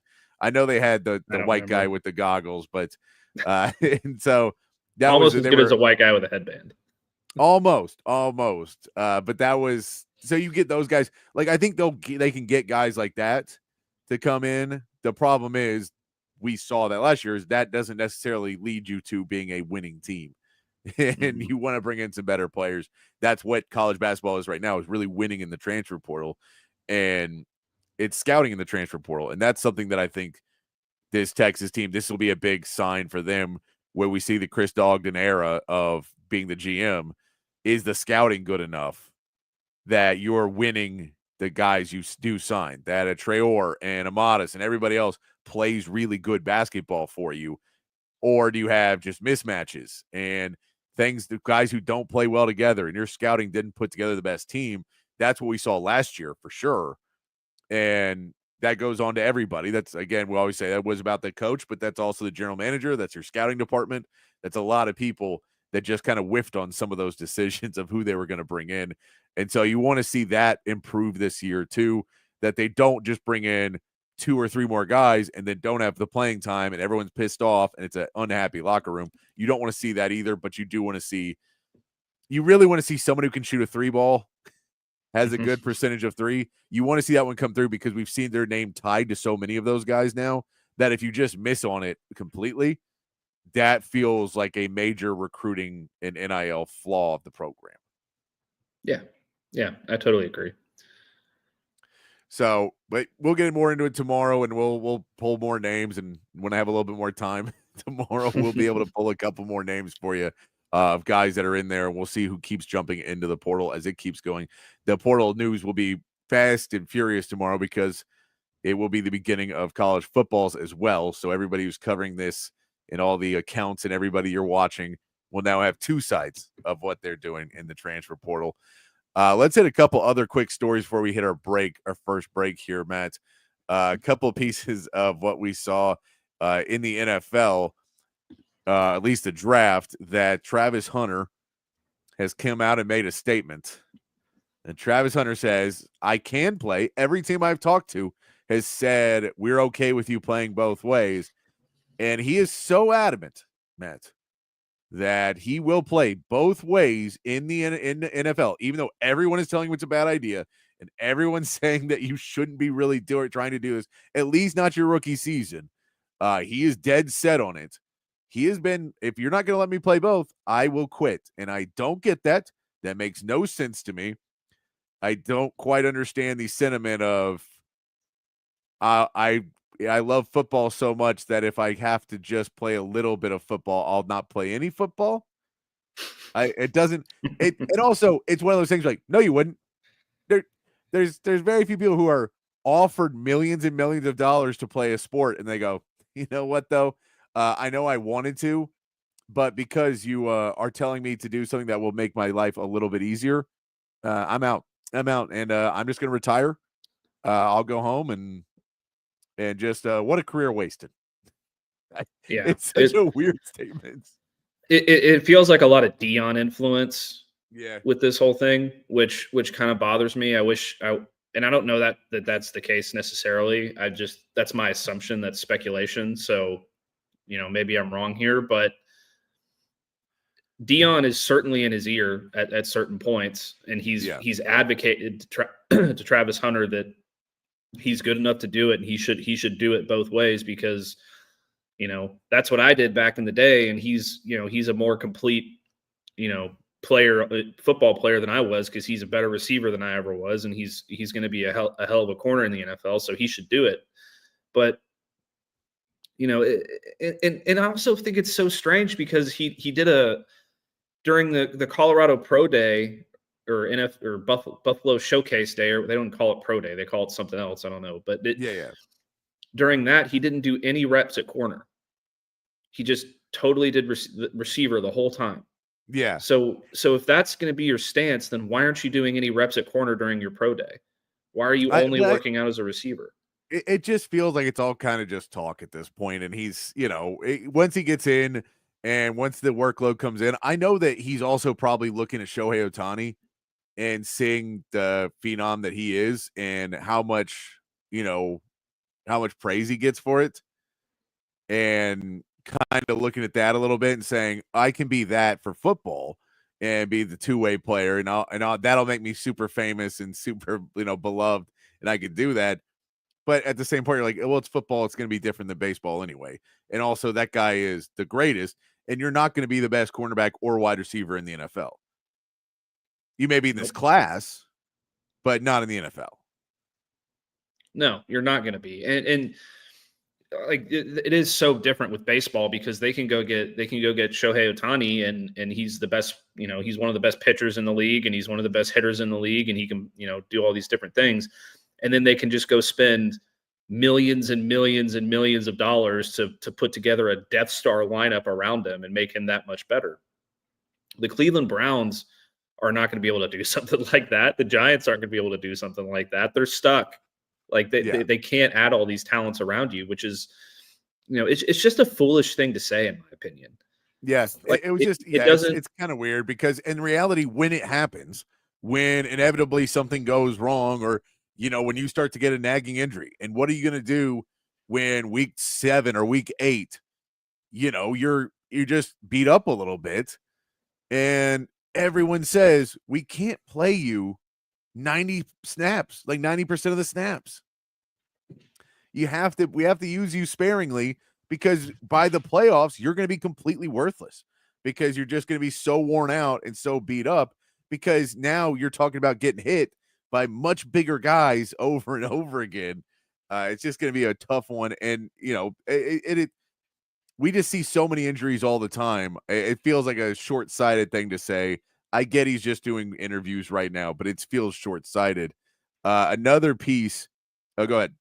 Well, I was just going to say, like, I understand that he played most of the snaps on both sides of the ball for Colorado this past year, but they played 13 games, including the bowl game, and I don't think he played. Did he play in the bowl game? I don't remember. I don't think he did.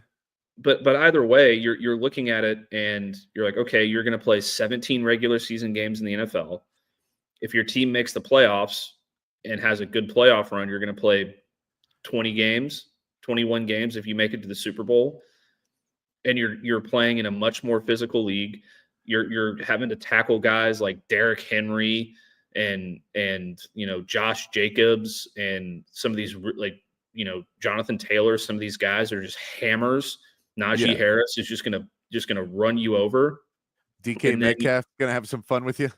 Yeah, and then you're gonna on the other side of the ball, you're gonna be getting hit by all these big-bodied NFL linebackers and corners and safety. Like, it's just a totally different, more physical game, and your body's not going to hold up the same way. So it's just a foolish way to look at it.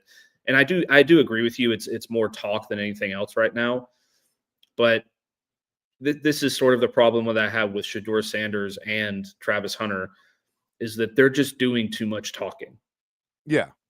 And they're talking about the wrong things. No, and it's what's, it's that the reality of how these things work in the NFL, which is get out of your system, because especially Shedeur, they're not going to get the interviews in 3 weeks, 4 weeks. Once you become a backup quarterback in the NFL, which is most likely where he's going to end up right now, at least for a season. Now, he could possibly be a starter next year, but a lot of, people are more and more kind of on the side that he may be not the starter next season. Now, if we'll go into a mock draft here in a little bit, we can talk about that. And then there's also now theory that the Steelers could be trying to move up or see if he falls to them, and they could get their quarterback. The Steelers could, if Shedeur Sanders, and then still try and go out and get an Aaron Rodgers and just try and cover all their bases, which, I mean, if you want to say there's a team, I don't know if there's a team that needs a quarterback more than the Steelers. Because the Browns want another quarterback, but they still have Deshaun Watson on the roster. And I know he's not doing well, but you have a starting quarterback, and there's a possibility he could be better this year. And then the Giants are going to be bad, but you signed a couple guys, and you're going to be bad with a new quarterback or not. So, and even Tennessee, who's going to draft Cam Ward most likely, they have Will Levis. They're not going to be good with Cam. They're not going to be great with Cam Ward either. So if you look at it, I think there's a team with the Steelers where that team does have some pieces. They just traded for DK Metcalf. Like, that team has things going for it right now. They've been in the playoffs year after year after year after year with winning records. That team needs a quarterback really, really badly so that they can take a turn and turn the corner on the franchise right now. So, I mean, if there's one team that it makes sense to try and trade up and go after a guy and try and get somebody in this draft, because you just cannot keep waiting for it to come to you, then, whether it be Jackson Dart, whether it be Shedeur Sanders, whether it be, someone in the second round, maybe, I don't know if you're going to reach up and grab anybody else in the first round. It's a realistic place for the Steelers to be. Yeah. And Jalen Milroe could be that guy, especially if they bring in Aaron Rodgers and they still want to draft a quarterback. It could be any one of these guys. So, I based on what I read yesterday from Albert Breer, which we talked about on the show yesterday, there's a chance that Shedeur is not even a first round pick unless an owner comes out and says, I want this kid on my team so we can sell tickets. Yeah, and I still think he's going to be a first round pick. I know there's all these. I do too. Like, don't get me wrong. I do too. I don't think that, that the Steelers necessarily have to marry themselves to the idea of trading up for Shedeur Sanders specifically. Yeah. And if you're already going to go out and get Aaron Rodgers, like, you can still get a guy in the second round that you can develop into an eventual starter. Yeah. I do think you have to trade up into the second round if you're going to go after a guy, though. Oh yeah, sure. You have just not in the first. Yeah. So you have to either maybe just trade back in the first or do whatever else you want to do with it. But I think you have to have an early second round pick to go get a quarterback, because the difference of at 21, if 3 quarterbacks are already taken and Shedeur, Jackson Dart, and Cam Ward are already all off the board by the time it comes to your pick at 21, and then you say, okay, well, we'll wait in the second round, and then Milroe and Schuff and Quinn and those guys are all starting to go off the board early second round, and you're waiting your turn and just watching everybody start to go off the board, and you end up with Will Howard and Mason Rudolph as your 2 quarterbacks. Maybe you don't feel great about next season. Oh God, that would be a nightmare, wouldn't it?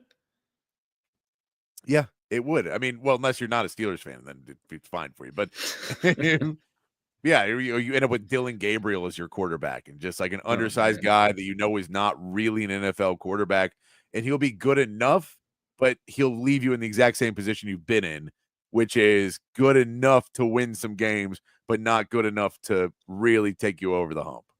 Yeah, and like you said a minute ago, the Steelers are in a position where if they get a guy who can help them win some games, they could be a playoff team, and they could get hot at the right time, and they can make a little bit of a push because they're so talented everywhere else. I mean, they have, they have DK Metcalf and George Pickens. They have TJ Watt on the other side, who's arguably the best pass rusher in football. They have a really, really solid defense. So it's literally the one piece that they need. And if I'm the Steelers, I would rather have Shedeur Sanders as my starter than Aaron Rodgers anyway. I don't understand the fascination with that all these people have with the Steelers bringing in Aaron Rodgers. It doesn't make sense to me. Like he's not Jordan on the Wizards. Like Jordan on the Wizards was still one of the best players in the NBA. He give you 40 any night. Like Aaron Rodgers is a shell of what he used to be. I get why they were saying it is because you look at Aaron Rodgers and say, well, we want him in the league. We don't like, it's weird to think of him just basically not getting a job. And then if you look around right now at the league where he could go, it's basically the Steelers are the only team that makes sense. And you could say Minnesota a little bit if JJ McCarthy doesn't advance in the preseason. I mean, I still think that Aaron Rodgers is going to wait it out. I know that he's had the talks with Steelers, but I think even with that, you would probably just be like, no, you drafted a quarterback, so I'm going to make you wait even more. See, because you got a guy. So I don't want to. So I'm going to wait until we get to where I don't have to show up at OTAs. I can be tripping ayahuasca and having all my fun. I don't have to be there at the beginning of spring training. I don't have to be there at all those other places. And then a week before the season, then let's talk. And then I'll come in, we'll figure it out, and we'll go from there. And it won't be good, and it'll take us forever to get ready. But at the same part, I don't have to work that hard.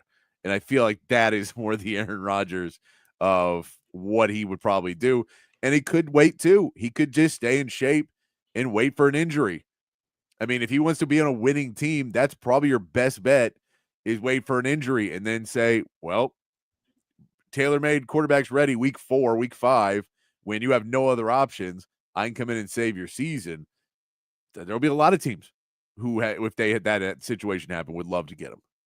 Yeah, I mean, Joe Flacco is a perfect example of that. He was perfectly fine sitting at home on the couch watching football until a team needed him to come in. And when he did, even though he's a million years old, he came in and has played really well on multiple occasions for teams that just needed a quarterback to come in because they had so many injuries. So, I mean, he's back on the Browns.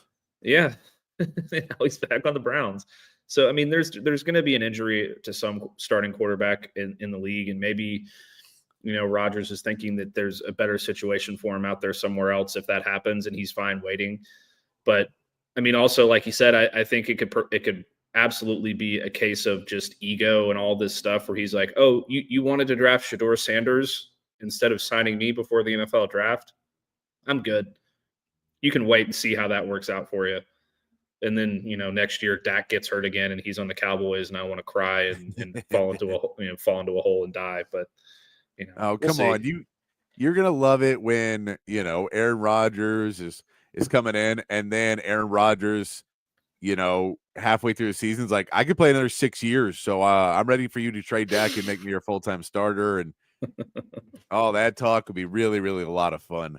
Let's take a break, Matt. We'll get a couple words from our sponsor. We'll come back. We'll get into the mock draft. Mel Kiper and Field Yates did a back-and-forth 3-round mock draft, so we'll tell you about that. We'll go through it, see where they're still sitting on some of these trends in the draft as we get closer and closer to the draft happening. I also want to talk a little bit about running backs. We have some time. Start to look at what running backs really make sense for the Cowboys and for the Texans, who I still think should try and take a running back in this draft class. They've done it a few times now, and they take them late enough that, they just don't necessarily work out. But it feels like you really need to do something as Dameon Pierce is kind of coming to the end of his road for the Texans. So maybe you want to get somebody else on there on that roster. And then Joe Mixon's aging running back. You always have to have something there. And we'll talk NBA as well as we get into it. And the plan begins tonight. All that coming up here on Open Gym here on Texas Sports Unfiltered, 4 to 6 p.m. Myself, Patrick Davis, alongside Matt Galatzan of the Texas Longhorns on SI. The best sports bar in Austin, Texas, USA, America is Cover 3. They've got everything you're looking for in a great sports bar. TVs everywhere, so there's not a bad seat in the house, and they've got the right games on. You're not going to have to ask the bartenders, the waitresses, the waiters for the game that you want to watch. They know the games that you want to watch, and the food. My goodness, that's what separates Cover 3 from the other sports bars out there. An upscale menu with tons of great items. You got to try the Sean Adams prime rib sandwich. They've got the filet mignon. They've got the fish tacos. Of course, all of the sports bar classics like wings and nachos as well. Great burgers, great salads. I'm telling you, something for everyone. Of course, the full bar happy hour prices, the weekend brunch. You got to check them out. Anderson Lane, Round Rock, and San Antonio. And, of course, Cover 2, 183 and Lake Creek. It's Cover 3, dining, spirits, sports. Hi, I'm Dan Covert with my wife Hayden. Welcome to Covert BK. Our newest location in the gorgeous Hill Country includes Buick, GMC, Cadillac, Chrysler, Dodge, Jeep, and Ram, and hundreds of pre-owned and certified vehicles for you to choose from. We have 3 service departments that are ready to take care of your car, truck, or SUV with 86 service bays to accommodate any repair and get you in and out quickly. Come visit us today to select the vehicle you've been dreaming about. Covert, born and raised in Austin. Shout out to Leaf Landscape Supply, a full service and wholesale and retail plant nursery and landscape supplier here in the ATX. They have 2 terrific locations. Y'all should check both of them out. If you're up north, hit up the one on Pond Springs Road. If you're down south, hit up the one off Monterey Oaks and 290. If you're looking for large quantities of supplies to fulfill any landscaping job, trendy house plants, a collection of specialty plants and rare plants, Leaf Landscape Supplies, your one-stop shop for everything you need. Go to their website at leaflandscapesupply.com so you can check it out before you get there what you want. And when you do get there and you're in the checkout line, let them know your boy Zay Collier put you on, the boys at Texas Sports Unfiltered, and you get 10% off. 10% off, can't beat that at Leaf Landscape Supply. Hi, this is Tom McKay, owner of Audiovisual Consultations. I got this, Dad. This is Camilla McKay, and my dad can help with any TV or stereo needs you have around your house. Just call him, and he will come to you with advice and a great price. And the guys that work for him are awesome. They can install anything, anywhere. So, like my dad says, just relax and smile. We handle all the work. So just give us a call at 255-8678 or on the web at avconsultations.com. All right, back here on Open Gym on Texas Sports Unfiltered. Myself, Patrick Davis, alongside Matt Galatzan of Texas Longhorns on SI. I believe we've got some more breaking news or some news coming out of what you got for me, Matt. I don't know that I consider it breaking, but it is news of note, I guess. Texas had another wide receiver enter the portal today. He's a walk-on, basically. You know, Reese Beauchamp announced on Tuesday that he was going to enter the portal as a grad transfer, Austin native out of Vandergrift. He never played at Texas, but, you know, he's one of those guys like we've talked about already who's, you know, Austin kid, was never going to see the field, but you know, you hope that he finds a good place to land and can play some football here. You know, before his career is over, he spent 3 years at Texas, and he'll have 2 years of eligibility after getting his degree this summer. So, you know, news of note, good for him. I hope he catches on somewhere and gets to play some football. Yep, and with Texas already bringing in another wide receiver named Mosley the other day, that. Those odds are a little bit rougher now because, again, if another really good wide receiver is in the portal that fits what they want to do, I'm sure they'll at least go on and make contact and see where they're at. But I think, you know, once you get M. Mosley, you're probably a little bit more okay with it, waiting for the right guy to come along. But if there's somebody that's the right guy, you're probably going to look over and try and go get him. So that wide receiver room, if you're the further back you are on it, maybe you want to go play some football somewhere else. Yep, absolutely. But I'm happy for him. It's like the Westlake kid on the basketball team and a couple other guys like that. Like you just want to see him surface somewhere and play for and get some good snaps in college football before their career's over, because they're probably never going to be able to do it again anyway. So yeah, exactly.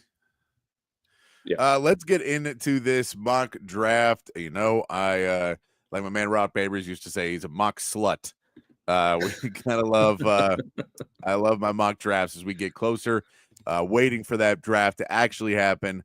And they did a 3-round mock draft between Mel Kiper Jr. and Field Yates, where they traded off back and forth on their picks.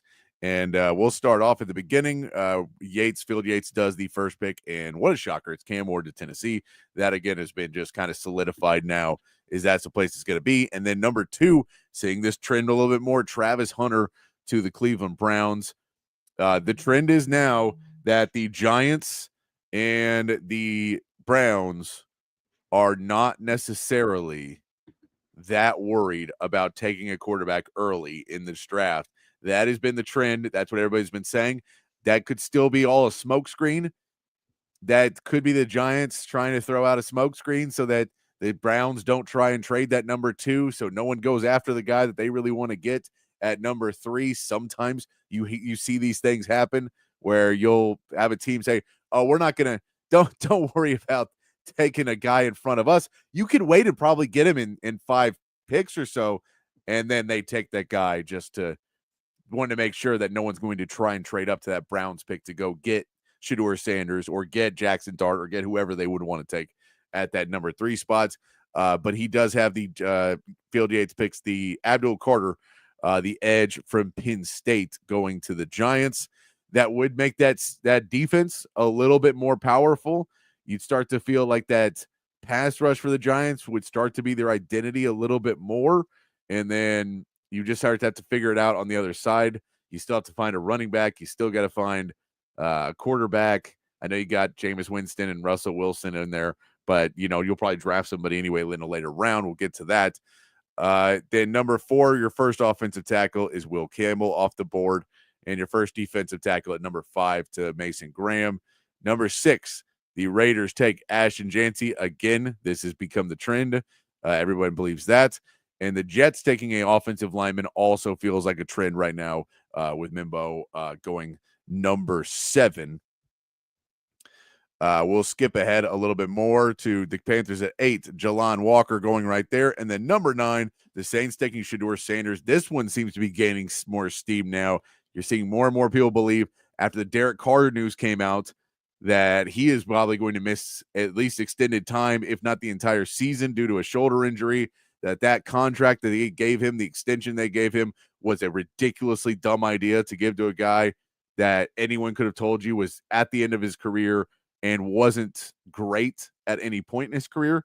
He was really good at points, but I don't think he was ever great. And now you may be in a place with a new coach in Kellen Moore. He may see the writing on the wall and say, you may only get one shot ever to be a head coach. And I really don't want to screw it up by playing Spencer Rattler. Yeah, and I think you could I wouldn't want to play Spencer Rattler either. You can really see sort of the same idea for all 3 of these teams, really more specifically the Giants and the Saints. It's like, look, we're not going to be great next year anyway. And, I guess it's a little different for the Saints and the Giants. So let me rephrase this a little bit. For the Browns and the Giants, it's one thing, because we're not going to be very good anyway. We have these veteran quarterbacks, Joe Flacco for the Browns, and Deshaun Watson whenever he gets back on the field, and then we have Russell Wilson and Jameis Winston with the Giants, and they probably feel like that without Cam Ward, those guys would give them a better chance to win immediately, and especially with the Giants there, because this is probably going to be Brian Daboll's last run. That's what we all expect. So he probably feels that Russell Wilson or Jameis Winston gives him a better chance to win and hopefully extend his stay there immediately. So that's probably what they're more focused on in terms of the quarterback position. And if they feel like they can get help elsewhere to help them out sooner, then that's what they're going to do. With the Saints, they're not going to be good no matter what. Their veteran quarterback's hurt, so they don't even have that option. So in that case, it's like we might as well go get our quarterback, try to go get our quarterback of the future here. It could be Shedeur, it could be Jackson Dart. I still think it would. I would pick Jackson Dart over Shedeur, like I've said multiple times. But it all comes down to what Kellen Moore thinks is the best fit for him and his offense, and maybe that is Shedeur. But either way, it's becoming more and more evident that the Saints are just going to go quarterback here. Like early on in the process, there was other options for them that we were seeing in mock drafts, but as the weeks have gone on and the closer we get, it's been quarterback. So it feels like, it almost feels like the first 9 picks are almost set at this point, which is kind of odd, and it could change. I mean, it'll change. Yeah, it'll change, and someone will throw a wrench into that. It always happens that someone throws a wrench into it. Number pick 10, he has Tyler Warren going to the Bears. I like this for the Bears as well. I think Tyler Warren's going to be a good player, and I kind of like him to slip to some of these other teams that maybe a little bit later, but I believe he's probably going to go pretty high in this draft. And this is something that the Bears, again, getting a weapon at that tight end position would be big for Caleb Williams. Yeah, absolutely. He needs a tight end. It's a critical position for a young quarterback to have at his disposal. A guy who can get it, over the middle of the field, make some plays down the field on safeties and linebackers, and be a set of reliable hands, and still be a good blocker. And Tyler Warren can do all those things. And Caleb Williams just needs all the help he can get if he's going to be successful there. That's very true. And then at number 11, we see Kelvin Banks coming off the board to the 49ers. Kelvin Banks slowly climbing back up the mock drafts as he was dropping down. And some people were even saying he's not even a first round pick anymore. And now he's moved back up and he's top 15 now. Will he move into a top 10 pick before the draft actually gets here? And he maybe supplants one of the other tackles. I don't know Will Campbell. He would supplant him. That Will Campbell, even though, we know his arms are apparently very, very short. He's got T-Rex arms. He's got T-Rex arms for sure. But, I think the Mimbo, he could pass him. He very easily could. And so that's one to be watching for Kelvin Banks, but we've seen him climb back up. And then number 12, Matthew Golden going to the Cowboys. We've talked about this. It's just a win. Matthew Golden's such a good player. Yeah, and the Banks pick is probably my favorite one so far, just because I know it pissed off Mel Kiper, because he's had such vitriol behind the scenes, it seems like, for Kelvin Banks, like dropping him all the way down to the bottom of the first round so many times. I mean, in his last mock, he had him climb back up a little bit, and now Field Yates is putting him at 11. I'm sure Mel just had a big frown on his face when that happened, but both picks for both of these Texas players are very good fits. I love the Matthew Golden fit with the Cowboys. We've talked about that ad nauseum. I love the idea of Kelvin Banks going to an offensive line where, he doesn't necessarily have to be the starting left tackle in year one and have all that pressure. He can sort of work his way in on the right side and then eventually take over for a future Hall of Famer. So great for both of them. I'm interested to see if the Cowboys will actually do this, just because there's been so much noise about them with Ted McMillan recently. But either way, it's a win. And I think Matthew Golden fits every single thing that they need. No, I agree. And also, I'd say, the smoking, if there's smoke with the Cowboys, then, Jerry may decide to just change up what he's doing and change out everything, because Jerry Jones is unpredictable. No idea what he's going to do next. Miami Dolphins take Will Johnson at 13. So that's your first cornerback off the board. We'll skip down a little bit as we go to number 16 and Jahdae Barron coming off the board to the Arizona Cardinals. There's an interesting piece on this as well, with Jalen Ramsey now basically having the exit in Miami, where they say they're going to part ways. They were not able to reach an agreement long-term, and they feel that it is best to move on. So they're going to try and trade him. And that makes you think they're definitely going to take a cornerback. So we saw Will Johnson go to them at 13, but could you see Jahdae Barron go in that position?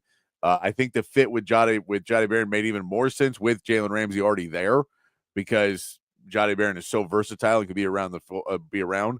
But I'm curious if that means that Will Johnson's going to get a better chance to go after somebody because they think this guy is the elite corner that's going to replace Jalen Ramsey. Yeah, I think that that's probably the case. I think that, like, from a pure, cover corner, shut down corner, perspective, I think he's probably going to be that guy that most teams look at. And most of these teams they're looking at Jade are looking for a guy who's going to play more in the slot and move around a little bit more and slide in as a number 2 guy. I still think that he can be that guy that Will Johnson is. He's just not the same. He's not the same size. He doesn't like to have different skill sets. So it's just a matter of who they think fits their defensive system better and their coverage schemes better. If they do end up trading Jalen Ramsey, this makes even more sense to me. I saw Clarence Hill, a Cowboys beat reporter, kind of put the idea out there that the Cowboys should trade for Jalen Ramsey, which would be super interesting to me, just based on the situation that they have there. But either one, I'm good with Jade going to either one. I would rather him go to Miami just because I think they're a better run franchise and they're a better team. But either way, that he's gonna end up having a good career. Yes, and yes, Hair the dog, 3 first-rounders from Texas. Yes, and this is 3 top 20 picks from Texas. In a Mel Kiper mock draft. In a Mel Kiper. Well, he's only doing half of it, so he's... That's true. And unfortunately, Isaiah Bond was in that conversation to possibly be a first-round pick, and now he is basically going to slide much further down the draft as of right now. And mock people, they're just not, why would you even, you're not going to mock him up probably for most of these drafts anyway. You're going to slide him down really far or just not mention him at all because you don't want to have to deal with the situation. You don't know what it's going to be, but hopefully will be played out a little bit more in the next week and a half, but who knows? These things can take a lot of time sometimes. Scrolling down to the pick 20, they have the Denver Broncos taking Omarion Hampton. We see that is for the Cowboys. One of your worries is that the running backs start to run a little bit early. And if you see a second running back go in the first round, if you go 3 in the first round, then that's as the Cowboys, you may have to worry a little bit more. Okay, we really need to go get our guy in the second round. And the Cowboys have a history of waiting and then not having their guy be ready. And so then they just don't take anybody and pretend that that's an okay method of what to do. Because they go, well, it's a reach to grab another running back. Cool. You need a running back, though. You have to have one on your roster, and you don't have one. So you need to go get the best one you can get. But this feels like you just worry a little bit about it because sometimes the Cowboys make dumb decisions like that. Yeah, and I don't think that they're going to target running back in the first round either way. And it feels like this is a pick that Denver also desperately needs. Yeah. So as long as you don't start to see like a Trevion Henderson creep up into the first round or, a Quinshaw Judkins or Caleb Johnson from Iowa, like unless there's like a big run at the latter half of the second round or first round or something like that, I still think they'll be okay because it is a very deep running back class. You just, for the sake of Dallas Cowboys fans and their psyche and their sanity, you just hope they get somebody, man. You just hope they do. Yes. Yes, you do. We do then see the Chargers at 22 take Emeka Egbuka, the wide receiver out of Ohio State. So another wide receiver off the board. And then the Texans at 25 take Ted McMillan. That is a slide of big proportions for McMillan, who some people think could be the Cowboys pick at 12, could be in that top 15 type player. But he slid in this draft. And for the Texans, if you're able to get a guy like that to fall to 25, I think you're pretty happy about it. Yeah, absolutely. They need a receiver as much as anyone else. They're right there with the Cowboys just because of the Tank Dell situation and Steph Diggs leaving and Nico Collins is kind of out there on his own right now. I mean, yeah, they do have the guy from Alabama who hasn't really been able to cement himself as a full-time reliable player. But they need to add some sort of pass catching skill position player on that roster somewhere that they can put out there for CJ Stroud, because last year just the warts started to show, and yes. I would really like for them to go out and get a player who can make a difference. And I still think that Ted McMillan is probably a top 15 pick, and if he slides this far, and especially if he goes behind Egbuka, like I'd be surprised. but it's certainly possible just based on a team's fit for these different players. Then we get a trade at pick 29 that the Commanders trade out of the first round or trade back and get the Cleveland Browns taking Jackson Dart, jumping ahead and making sure they get their guy in the first round. But that would be the Browns saying we're not going to rush for a quarterback, but then we are going to trade back into the first round to go get our guy, Jackson Dart, becoming a Cleveland Brown, which will tell you that Jackson Dart's career will be over in a couple of weeks after this because it is the quarterback graveyard that is the Cleveland Browns. This is the Browns. I know, like, they need a quarterback. We all know they need somebody. They still have Deshaun Watson. It feels like they can make it another year just not doing it. I know the Myles Garrett situation that they paid him a ton of money, but apparently everyone believes there was promises made that things were going to be better, and so they might go get another quarterback. I don't know if getting a Jackson Dart, I just don't know if you're trading up to get Jackson Dart, you're going to put him behind Deshaun Watson to start because he's not really probably ready to go week one as a starting quarterback in the NFL. So maybe you're waiting on that one, but that means that you're going to then put Deshaun Watson back out there. What if Deshaun Watson's really good? I mean, that's your good scenario, but then you've already used a first-round pick and a trade-up to go get a guy who's now not necessarily going to play for you because Deshaun Watson's still going to be there for a while. Or do you say, even if Deshaun Watson's good, okay, we're going to move on, and then what if you move on from Deshaun Watson and then Jackson Dart's not going to be able to be good because, you're the Browns? There's no hated Jackson Dart. You're the Browns. There's very few quarterbacks that can go there and make things work. I don't know if they have to go get a quarterback. And I think if they do, you can wait on a little bit more and take somebody that's a little bit more of a risk in year one and take somebody in the second or third round and find somebody that you think, well, this guy has a potential and we can try it out this season. And if it doesn't work or whatever else, we didn't use too much capital to get him. And then we'll be back here again next year and we can try and go get a better quarterback out of that class. And we'll move on from Deshaun Watson. Will be good. I don't know if they have to get one, but a lot of people believe that they really, really have to get it. Maybe it's a Myles Garrett situation, but something is telling people that the Browns are going to go try and make a move to get a quarterback. Yeah, I mean, Deshaun Watson's not going to play next year. He's got the ruptured Achilles, and they expect him to miss most of the year. But even if he doesn't play next year, he's still on the roster until they can void his contract in 2027 and make him an unrestricted free agent. So he's still going to be around in 2026. He's going to be really hard to move off of.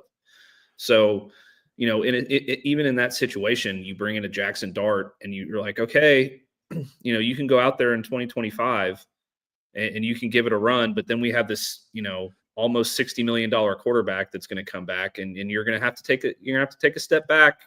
It's just a weird situation for them. Like you want to find a guy eventually, but you're going to be so bad next year. It just doesn't feel like you have to rush for it. Like you said, like you can pick a guy in the second round. You can pick a guy in the third round. Just please, for the love of God, don't let it be Quinn. No, and then, and then figure it out later. You're going to probably have the number one overall pick next year, regardless of who you take at number two. So the idea of trading up for a quarterback at the back end of the first round just seems kind of silly to me. If you're going to do it, go all in and do it in the first round. Yeah, I guess. Yeah, and I mean, do it early. Like I get you add Travis Hunter, and that's a special player. But yeah, I don't know. I just don't like that trade very much. We'll go a little bit further into the second round now, and the Giants at 34 take a quarterback. Tyler Shuff is going to be the quarterback from Louisville. He is going to the Giants. We've seen Milroe going in this position a bunch now. But they have a different quarterback going to the Giants. This one, I think, makes less. The Milroe one, I kind of get because there's parallels, and I don't think he's worth the pick there at this point. But I don't know if Tyler is either. Like, I don't know if either of these guys is really worth that pick right there. And I get you want to get your guy, but maybe they're just throwing darts at this point, saying the Giants are probably taking a quarterback in round 2, and we don't know who the hell it will be. Yeah, and it would make so much more sense for it to be Jalen Milroe, just for like what we talked about last week, where with Shuck, it's like he's already 25 years old. And he's pretty much what he is at this point. So, like, what's the point in spending a second-round pick on a guy like that, where you can go get a project like Milroe and maybe he can develop into something elite because he's got so many tools? It does feel like a Giants pick. I will not argue with them about that. They tend to make horrendous decisions at drafting quarterbacks, so it would make sense to me in that way. But it does feel like a bit of a reach for Shuck, who if I put out a quarterback, I mean, I'm not an NFL scout, but if I put out a quarterback board right now, he would be behind Milroe. He would be behind Quinn. He would be behind, probably Kyle McCord and maybe even another guy. I mean, I don't see him being that high. It's very strange to me. Yeah, I don't get it, but that's where they have him going right there. We get another running back off the board at 39 to the Bears. We know the Bears probably need a running back as well. They take Travion Henderson here, another running back off the board before the Cowboys get a pick. And then we go down to the Cowboys at pick 44, and they don't go running back. Mm-hmm. They go Siobhan Rebel Jr., the cornerback from East Carolina. I get you have cornerback issues. You have to take a running back at this point, right? You have to. I get you can say, well, maybe there's still guys available and we're okay. But that run that's going to come at some point in this draft, there will be a run on running backs. There's going to be a point where people start to go and they go, oh, crap, the grades are going to drop at some point and then we're stuck. And so you'll probably see 6 or 7 go within 15 to 20 picks. You'll see a bunch of guys go. And if the Cowboys are not picking there, they're usually not super active of trading right back into those flurries to get their guy they want. They just kind of miss out on it. And that happens too often. I like getting a cornerback in this draft for them, but I don't know if that's the pick I'd do it at. No, and I understand the intrigue with this guy and the Cowboys specifically because he's 6'3". I think he's 195. He's one of the more athletically gifted and talented corners in the draft. He just missed most of last season because of an injury, so that kind of slowed him down a little bit. Otherwise, he'd be in first-round consideration probably. And I know he had 2 picks in his first 3 games before getting injured last year, so he can really fly up and make plays with the ball. But I know what's going to happen later in this mock draft, so I'm not going to harp on the Cowboys too bad for passing right now, but on draft night, it's going to be a little bit different of a story if they do pass here, because you're really going to start to wonder, okay, you passed this time. So when is Quinn Judkins coming off the board? When is Caleb Johnson coming off the board? Is somebody else going to go off the board too? And now you're in a spot where I really hope we get a guy who's serviceable next year because our options are starting to dwindle. It's certainly a big risk, and I don't know that I would, if I'm the Cowboys, that I am in a position where I could take that big of a risk. No, and I also am not thrilled of taking another DB who has a torn ACL, another DB that is recovering from an injury. It's like, come on, man, every year with this, and you're just adding another piece in. And I get maybe not injury prone, and he just has one, freak incident, but maybe not the best thing right there. Yeah, and it really bothers me that the Cowboys have a history of doing this with their second-round pick, where they tend to reach for a guy who is a first-round talent but has an injury issue, like they did it with Jalen Smith, and then we saw how that ended up, and now you're doing it with a corner. It's like I just pick a healthy guy, don't use such a valuable pick on a guy who's coming off of an injury. I just it scares me. We can see another running back off the board at pick 55. Quinshon Judkins is gone to the Chargers there. The Chargers probably going to take a running back as well. They may take 2 in this draft. It wouldn't hugely surprise me because it is Harbaugh, and he just wants to have as much talent as he can at the running back position. So it would not hugely surprise me. We see at pick 58, Anthony Belton, the offensive tackle guard from NC State. So this does address their problem at the offensive line. That is something that you're not surprised that you bring in for the Texans is offensive line help. I like this mock draft more that they went wide receiver in the first round, and then you can address some other needs. I think that's the better way of going about it. They do have some other needs. You do want to get a running back at some point for this Texans team, but if you can get a wide receiver, you maybe can wait on a running back because you do have Joe Mixon still, so you can take a chance on somebody that maybe is not going to play a ton of snaps this year, and it doesn't have to be a major contributor, and you can take a chance that maybe it will be, and Dameon Pierce still on your roster this year, and then next year, if it doesn't work, then you really have to spend a higher capital on a running back. Yeah, and this is where the Texans are different from the Cowboys in the running back need is because they do have a star running back. It's just a guy who – gets injured quite often. So you do want to find some depth behind him, but you don't necessarily have to reach for it. And they have so many needs along that offensive line. Like I know that they made so many moves in free agency and via trade to sort of try and build that thing out and find some answers. But you still want to try to get a young guy in there who can maybe be there for a long time as opposed to a bunch of guys on 1-year deals. So it does. This one does make a lot of sense to me, and he's a good player too, so he would fit there really well. Yes. All right. Skipping ahead to round 3. By the way, no Longhorns in the second round in this draft, in this mock draft. No Longhorns there for you. Which that was Mel's doing. That's Mel's doing too. Field Yates also not the biggest Longhorn fan. Neither one of them necessarily huge Longhorn fans. Then pick 67, another running back off the board. Caleb Johnson is on a trade with the ends up on the Commanders with a trade with Cleveland right there. That's part of that trade that happened earlier in the mock draft.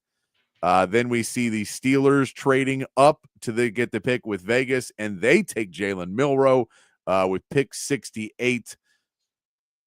I think that there's a better chance that the Steelers go for a quarterback before this point. But yeah, if they're able to get a guy like Milroe or a guy, that they feel is going to be a starter at this point, you have to. Mason Rudolph's your quarterback. You have to get some options right now. Yeah, I just feel like there's a better chance of Jalen Milroe going in the first round than him going in the third round. Which is a bit of a reach, but he's getting invited to the draft for a reason. Mm-hmm. So there's got to be noise there that he's in contention for a first round pick at least. So the idea that he's going to slide to the third round is just kind of unrealistic to me. But hey, if it happens, he may be the first quarterback that at least I can think of that was invited to the draft and then slides all the way down to the third round and has to sit in the green room until late on Friday or on Saturday or Friday. And that's the thing is, we know some of the times though they come and then they don't get picked in the first round. They're like, I'm not going back. Like I'm not going back the next day for rounds 2 and 3. We've seen that a couple times already. Then at pick 70, we see Jacksonville go and take Andrew Makuba. I mean, this kind of feels like it works. That this pick is a very Jacksonville pick. Picking a safety there and feeling good about yourself. They've been trying to build that secondary up a little bit more there in Jacksonville. So decent pick there for Andrew Makuba there in the third round. He may be a little bit higher, but I think this is a round where he'll probably go.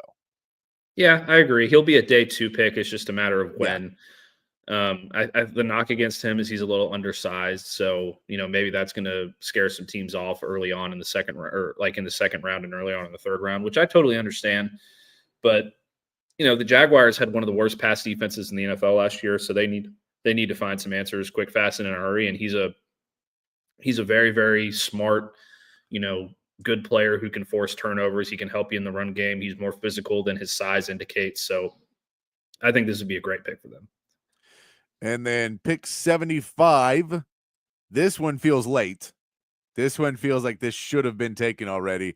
Alfred Collins going to the 49ers. This also feels kind of like they're just giving it because Kyle Shanahan maybe has the Texas ties, that they're going to give him 2 Texas players in this draft, which I know normally doesn't necessarily happen. But that would be Alfred Collins going to work on that defensive line.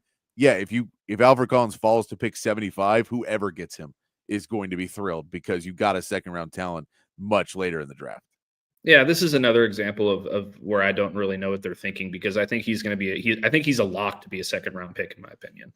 Yeah. He's just too talented. He's too physically gifted. He can do too many different things, and he's such a big body and such a good run stopper that it's really hard to see him falling this far. No, and I think he's also very much in the world of we don't know if he's played his best football yet. Yeah, because he took such a big jump this season. I think there's the hope that, okay, what we've seen is just kind of the beginning of where he can end up being as a defensive tackle. There's still, a lot of undiscovered ground for Alfred Collins. So I think he's definitely a second round pick. But pick 76 is the Dallas Cowboys, and they get their running back. Dylan Sampson is pick 76 here for the Cowboys. What do you feel about Dylan Sampson for the Cowboys? I love it. I'm a big fan of his. He's super talented. He's a little bit short. He's 5'8", but he weighs almost 200 pounds, so he can run in between the tackles. He was super productive at Tennessee. I think he'd be a really good fit. I do think he would start immediately, and he would be a running back that they can rely on for 20 to 25 carries a game, and then let these other guys come in certain spots. But there's a very good chance he won't be there at this point, which is what you worry about. But in this particular situation, they get their running back at the by the skin of their teeth, but they got him. That's what counts. Yep. And I mean, I do. I think there will be a run on running backs either late second round or early third round. I think you'll see that run, and they just don't have a run happening at all for the running back position. But I think that everyone's going to be pretty happy to wait for it for a little bit because there are so many talented guys.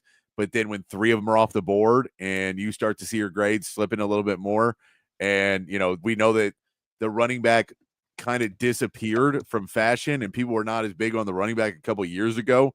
And now Saquon Barkley and some other guys have kind of showed that you need a good running back on your roster. It makes a huge difference. So I think that you could see some teams trying to go out and add somebody in a deep running back class. Let's go get our piece that we feel can help us get to the next level. Yeah, absolutely. And Dylan Sampson is a really, really, really good football player. I mean, I believe personally that he's right up there with Quinshad Judkins and Trevion Henderson and all those guys. I wrote a story about this mock earlier on Dallas Cowboys on SI, and I put a specific emphasis on Sampson just because he's been so productive. I mean, in 3 years at Tennessee, he had 2,492 yards, 35 touchdowns. He ran a 4.42 40-yard dash at Tennessee's pro day. I mean, he's got all the tools, man. And he's all these running backs, like Ashton Genty's way up here, right? He's at the top. Yeah. But then Amarian Hampton, Trevion Henderson, Quinshad Judkins, Caleb Johnson, and Dylan Sampson are all right there together. I mean, he's that good. I believe he's that good. So if you can find that guy and he's there in the third round, which is hard to believe, but he might be, then absolutely jump on it. Pick 79. The Texans take Jared Wilson, the center guard from Georgia, adding more offensive line. Not really a big surprise there as they continue to do it. I think they probably still need another playmaker, and I don't know if you take him there or if you take him with this next pick, but I think you probably want to add another playmaker somewhere pretty early in this draft just because you lost a lot with Tank Dell and Steph Diggs both going away. And so you have Joe Mixon, you have Nico Collins, but that's about it because Dalton Schultz himself is not going to be the playmaker either. So I feel like you may want to add 1 or 2 more pieces in the draft.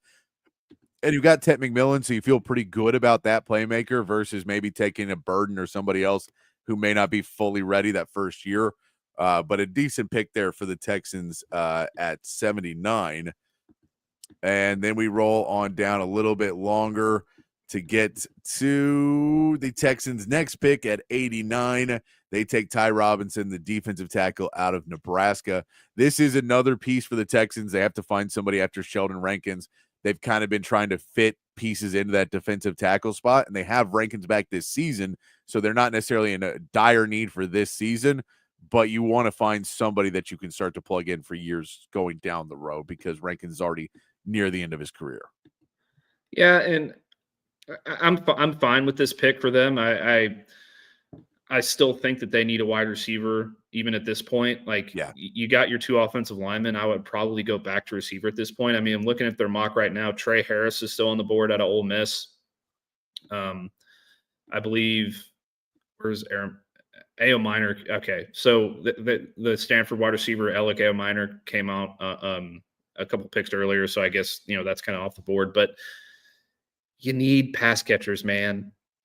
You need playmakers for C.J. Stroud. He can't go out there and do it all on his own. I know you got one, but you got to find something. Maybe a tight end even to replace Dalton Schultz, or not even replace Dalton Schultz. Just give you another option there. No, and I mean now, and this is going to be the game that a lot of these teams play too. Is at what point can we pick up Isaiah Bond and not look like we're doing something wrong, but also really, really hoping that this is all a misunderstanding and this is all something bad, that wasn't as bad as it originally seems. And I've read all the reports, and so I know all the information that's out there. But we don't know how much of that is he said, she said, because they're two differing stories right now. So it is, as that works itself out, you wonder where, because that is one of those pieces that he is definitely somebody who would have been taken by that point in the draft. However, because of the situation he's in right now, legally, would definitely put him in a place where you wouldn't want to take him probably until day 3. But if you're the Texans and you don't take a wide receiver, and you get to round 4 or 5 and an Isaiah Bond is still there, I wonder how much you start to question, well, we really need somebody. And if things work out a different way, we're adding a second-round talent to our roster, and now we get a first and second-round guy. We didn't have to take him till later. Yeah, I mean, I could see it. Just the stuff that's come out about this Bond situation is really bad so far. Yep. Just based on the affidavit and all that stuff. So, he'll be a day 3 pick as far as I'm concerned, if he's lucky. I really hope that he is, because I would like to see him kind of turn things around. But, at a certain point, you kind of have to, you're right. You kind of have to start to think, okay, can we put this aside and take a chance on this kid and hope that, we don't get too much, bad press about this, and then B, we can find a guy who can help us immediately next season in a spot where we wouldn't normally be able to do that. Yep. Pick 90. The Rams take Will Howard, the quarterback out of Ohio State, before Quinn Ewers is picked. Mel Kiper, USOB. You Texas hating son of a gun. Yeah, this isn't going to happen. There's no way that we get to this point in the draft and Will Howard goes off the board before Quinn Ewers. Unless they think that Will Howard is the next Brock Purdy or something, like I don't understand how you can do this. Like, for one thing, and I don't know who else the Raiders have in this draft. I'm going to look real quick, but his connection with Pete Carroll and the needs that the Raiders have, like they have Shamar Turner going to the Raiders at 83 out of Texas A&M. If Quinn falls this far, he will absolutely go to the Raiders at that spot, I believe, if he's still available. And at the very least, the Rams would take Quinn Ewers over Will Howard at number 90. So, I really liked this mock in the first 20, 25 picks, and ever since then it's just kind of fallen off the rails. It goes downhill. It really goes downhill. I'm with you on that one, and that's the thing is, it's hard for me to believe that the Rams would take Will Howard over Quinn, like that team especially, because of kind of the guys they look at. Will Howard feels much more of, he feels like a different coach. Like, I don't know if Sean McVay takes the guy who's just a winner, who feels he does the things to be a winner, but he's not necessarily a refined quarterback, where I think Quinn Ewers is a much more coachable player, that you think this guy, we can get him to do some things. And I think I can get him to become the next level quarterback, because he has all the talent, he has all the ability, he has everything else. So I think that is more likely at 90.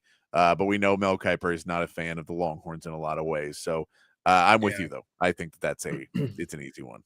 Yeah, I mean, and the thing is too, they've tried that already. They've tried going with the winner with Stetson Bennett, and obviously he had some different things going on that kind of derailed what he has there. But this isn't the same situation, because that was a couple years ago when you thought you had a good, 3 or 4 years left with Matthew Stafford. Now you're like, you maybe have a year, maybe 2 at best. You're not really sure when he's going to decide to hang it up or when, how much longer he's going to be around. So you have to find a quarterback who you can develop to eventually be your starter here. And I don't think Will Howard's an NFL starter. No, and this was also in the 2023 draft. He was a 4th-round pick, Stetson Bennett was. And if I remember correctly, this is where the COVID years were really starting to rack up. So this draft and I think 2024 were not great drafts in depth-wise because a lot of guys, because of NIL, stayed longer. And a lot of guys, so you just kind of didn't get a lot of guys coming out of college.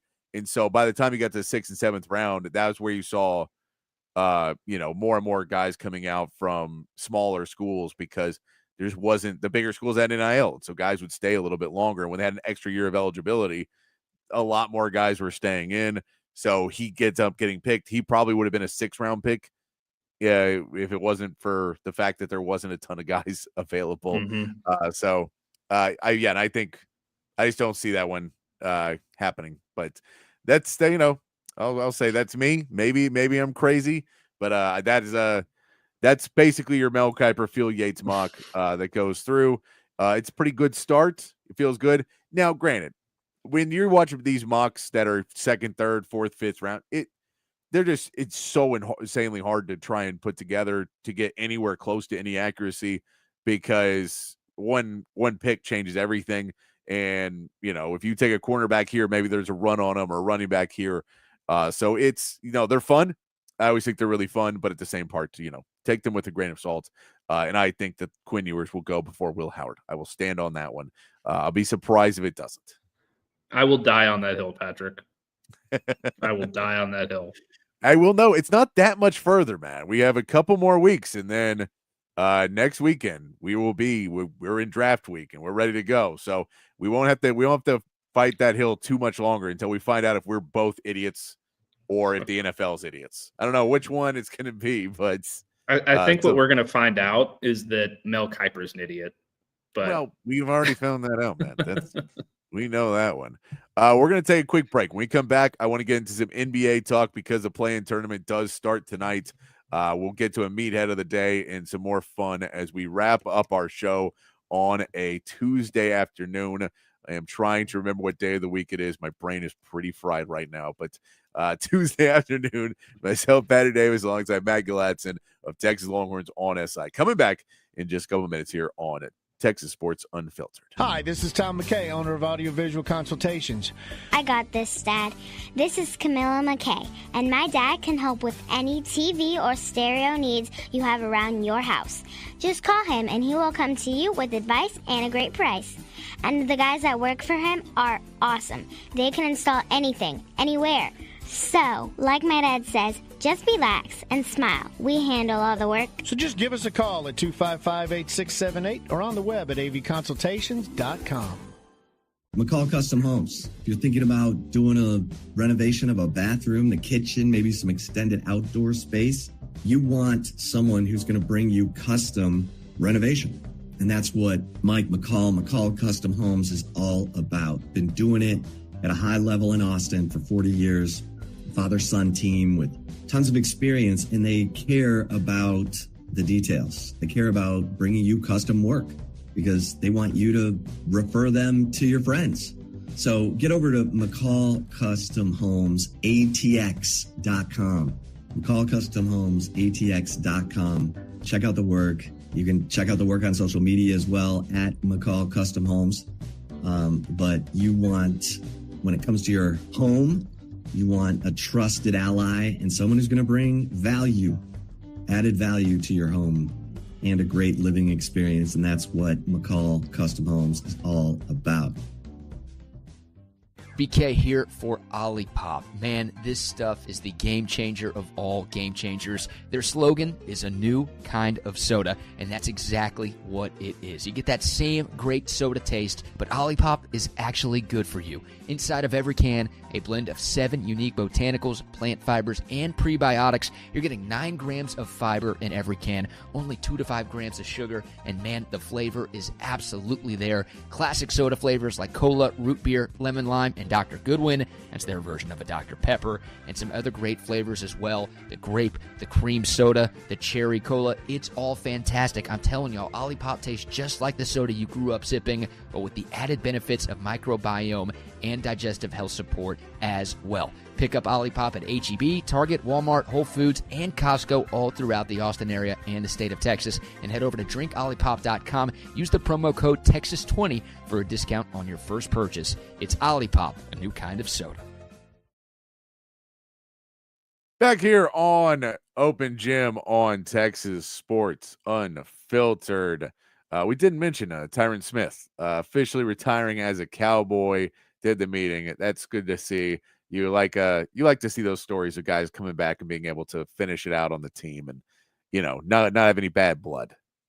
Yeah, he's one of the best players in the history of the Dallas Cowboys. He'll have his name in the Ring of Honor one day, so he absolutely should retire as a Dallas Cowboy. You know, one of the best left tackles ever. I'm really happy for him. He was always one of my favorite players on the team. So, you know, when he was healthy, which there was some issues with his health, especially in the second part of his career, but when he was healthy, he was absolutely dominant. So I love to see this. I always like this. Like Patrick Peterson did it with the Cardinals as well recently. So I'm a big fan of this. Let's talk a little NBA, Matt. I know you are not a fan anymore. You never want to watch basketball ever again in your life, but only college. Only college. But the NBA playoffs are beginning. The NBA play-in games begin tonight. We'll see a couple of games tonight. Where we see the 7th versus 8th place games are tonight. The winner of this takes the 7th seed. The loser will then go on to play the winner of the 9th versus 10th game to try and take that position for the 8th seed. But we'll see the Hawks versus Magic in that game, and the Grizzlies and the Warriors, which it feels like the Warriors should have this locked up pretty easily. This is a Grizzlies team heading the wrong direction, and a Warriors team that has been a lot better since they got Jimmy Butler in this team. So that feels like that one's almost certain on that one. Let me see what the line is on that one, because it feels, Golden State's a 6.5 point favorite in that one. Yeah, I hate the NBA play-in idea. It really bothers me. Like I'm okay with it if it's just for the 8th seed. What just happened? Sorry, I don't know what just happened there. But to have this for the 7 and the 8 seed, I'm really not a big fan of it. I mean, win your games during the regular season so you're not in this position, but make it for one game.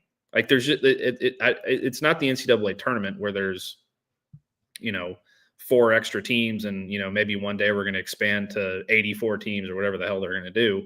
Yeah. But it's still too much. I don't think you should reward these teams for not making it to the 8th spot. But yeah, I mean, sure, the entire reason it was made was to try and prohibit tanking and try and reward people for not tanking, basically, and try and keep more teams relevant, make games matter at the end of the season. So I think it's done all of those things that it keeps a couple more teams relevant and going. In the West, I'm completely fine with it, because in the West, there's like 11 or 12 good teams in the West. In the East, not so much. And so it's weird because you sit there and say, we don't need this in the East. We don't just put those teams that are 7, 8, and 9 and 10 shouldn't even be considered. They're not good enough teams, right? But in the West, you're talking about the Grizzlies and the Warriors, but the Mavericks are the good team. The Kings are a good team. The Suns fired their coach, but they had a ton of talent on that team. And so the Mavericks are not a good team. They're the worst team in the NBA. They suck, and they will never win another game for the rest of time. Okay. Other than that, I totally agree with you. Yeah, they're a good team, but when healthy, especially. But now the healthy part is difficult for them because they have too many guys that don't drink and don't not work out and all the other things Luka did that made him so injury prone. And none of those other players have those problems. But we'll see that. That's the games, the 9-10 seed games. The Heat and the Bulls. Those are two teams that are below 500. They don't need to be going into the playoff. The 9-10 game. It's worthless. You don't need in the East, but in the West, you're talking about teams that are above 500. Actually, they're both below 500 too. But you see teams that are a little bit better. They're teams that are a little bit better, and I think the Kings after the De'Aaron Fox trade, which they had to make. Because he was not going to sign there. I think they probably could have gotten more out of it. I think the Spurs kind of fleeced him on that one. But you see what they did. They add Zach LaVine into that team. And, we know Zach LaVine is just kind of always – they're like the Bulls 2.0, and the Bulls, again, on the other side are in that position. When you have DeMar DeRozan and Zach LaVine are both on the Kings now. So it's a different kind of team. And the Mavericks, of course, we've litigated this a million times. Nico Harrison is an idiot. And you feel bad. You just feel bad for everybody involved in that, other than Nico Harrison and the owners who should be banished away. And then we'll pretend like it never happened and then tell the Lakers they have to give him back. Yeah, the Kings by 1 million. That's how I think this game is going to go. It's going to be the biggest blowout in NBA history. The thing that bothers me, I think, about what the Mavericks are doing here is this whole defense wins championships thing. Like, you need defense in the NBA. Yeah. Obviously. You can't be a team who gives up 110 points a game or whatever. Like, you have to have defense. But you also have to have healthy players. You also have to be able to score with everybody else. And, obviously Kyrie Irving being out is a very big factor in why they didn't finish with a higher seed and all that stuff. But I just, they've turned this franchise into something that none of the fans want to see. And, and this is another, like, here, actually, you know what, Patrick, I have a good idea on how you can fix the play-in game. Okay. If you're above, like, first of all, cut it down to one spot on each side. Okay. So you're playing for the 8 seed. And the only way that you qualify for the play-in is if you're 500 or above. There should never be a team. There should never be a team that makes the playoffs with a sub 500 record. No, I mean, there will be in the East always because they're just garbage over there. But I agree with you that you don't necessarily need teams under 500. And the Kings and the Mavs were just kind of weird says, especially the Mavs. They shouldn't be below 500. And they're a game below 500, 2 games below 500, really. But that team should be that they should have won a couple more games if it wasn't for complete mismanagement and then injuries, of course. Like that fact they just lost all their bigs for like 3 weeks. You can't expect to have anything like that happen to you. But I want to ask you this. So outside of the Mavs, who are not the scariest team in this NBA playoffs right now, are there teams in this NBA playoffs that scare you? We know the Thunder are going to be good, right? But they're young. We know the Rockets are good, but they're kind of young.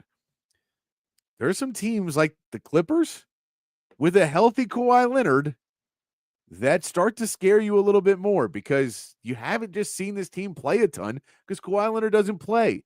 But if he plays every single game in this playoffs, that makes the Clippers a much more real team in this playoffs. Yeah, I mean, I can see that. It's hard to imagine that Kawhi stays healthy just because of his history. Yeah. But in this specific scenario, I agree. Like when he's healthy, he's still, a very, very good player and they're a good team.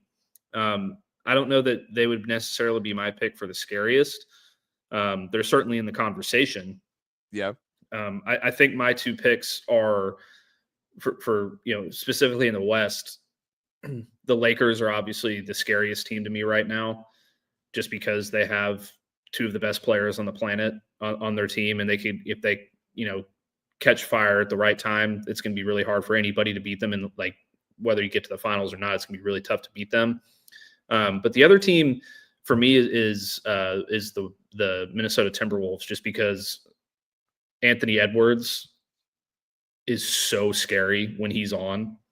Like when he's on, and like he hasn't necessarily had a history of it in the playoffs, but when he is on his game and he is playing his best basketball, he is so so hard to stop, and he is so scary, and he is so intense. I think really highly of him, at least. So, they're one of those teams that would scare me. I wouldn't want to play them in the first round just because of him. I wouldn't, but also it's the Lakers and the Timberwolves, and that feels like a matchup that, unfortunately for the Timberwolves, I don't know if they have the firepower to stop Luka and LeBron. Yeah, no, you're absolutely right. It's just if anybody could push the Timberwolves over the hump, I think it could be Anthony Edwards. Yeah, and I think Anthony Edwards can get Luka into foul trouble and push Luka and do some things to him on the other side of the court that are going to be interesting when you're switching Austin Reeves onto him, and then they'll just go run some screens and put Luka onto Anthony Edwards and try and just wear him out that way. Yeah, absolutely. So, the East is for all intents and purposes, I think it's down to two teams. You could put the Knicks in that conversation as well, I guess, but like for me, it's Cleveland and it's Boston. But what I'll put is we can look at that, and I'm with you, but we know Damian Lillard now is going to miss the beginning of the playoffs, so that means that you're playing either a weakened Bucks team or the Pacers, who just have not really been able to put it together this season. But the Knicks team, this is the problem with the Knicks team, and I'm going to love watching this series. The Pistons are physical. The Pistons are brutal. The Pistons will come out there and wear you down. And it feels like the Celtics are going to go in to a beat-up, tired Knicks team. So I don't think the Knicks will win, but you're just kind of getting, chum in the water at this point, because there's almost, I'd say 70% odds there's a fight in this series, like a brawl fight that everyone has to separate and players get suspended. That's how this Pistons team has been this year, that they are just playing pissed off all season long. So I'm going to look forward to that, because it is hilarious to think Karl Anthony Towns against the Pistons, because Karl Anthony Towns is a little crybaby, and going up against a team that is going to try and bump him around and really make him work. If you've ever never seen the clip of him saying, "Oh my God," every time he gets fouled, it's the funniest thing in the world, because he says it like a surfer girl. Well, that's just how he talks in general. Yeah. There's a clip out there of on a podcast of a I can't remember who it was, but a former NBA player just like talking in Karl Anthony Towns' voice, and everybody started dying laughing. It's like, yeah, but no, you're right. I mean, the Knicks are going to get beat up, and that's something that's going to play a huge role in what goes down in that series, or in the East in general. But I still think it's Cleveland and Boston, no matter what, either way. Even if New York comes out of that series relatively healthy and not too beat up, I just think that the gap between those teams is too big. No, I'm with you on that. But yeah, I think that it's going to be, once again, we saw it last year with the Eastern Conference, that it was injuries kind of just let the Celtics go. Now the Cavs hopefully stay healthy, and they give us at least a really fun Eastern Conference Finals.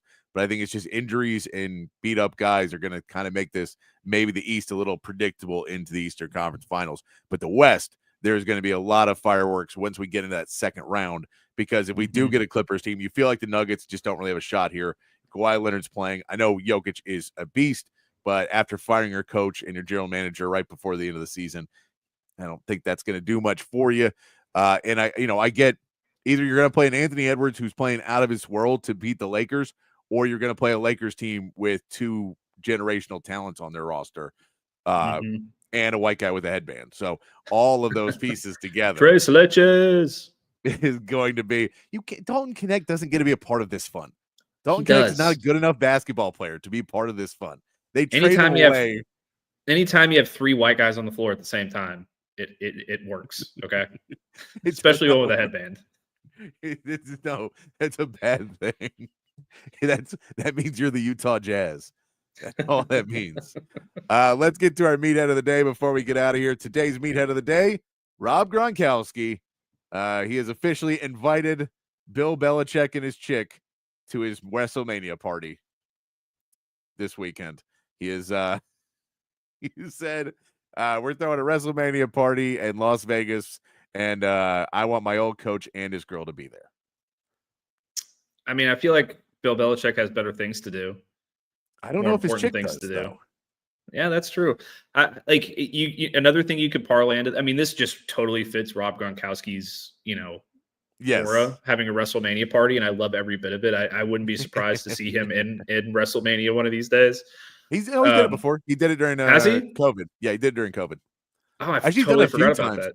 No, because he did it before where he jumped the barrier, and it was hilarious because some security guard wasn't told he was allowed to do this. So he jumps over and she like grabs him, and he's like going, "No, it's okay. It's part of the show." And she's like, "You got to go." It's like, "No, I'm allowed to be doing it." So that was really funny. And it's like another security guard to run over there and be like, "No, let him." Like, there's a spot that needs to happen real quick. I see. I didn't know about that. I'm not a big wrestling guy. Yes. So yeah, this totally fits. I think another thing that's hilarious about all this Bill Belichick stuff too, just kind of compounding off of that, is that his girlfriend is apparently like the COO of Belichick Productions, but Belichick Productions is not like a legally registered business in the United States. That sounds par for the course. It just all fits together, you know.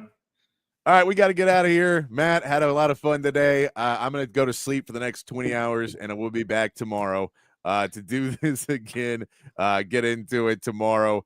But until then, everybody, be kind, be safe, keep your underwear clean. We'll see you right back here tomorrow for more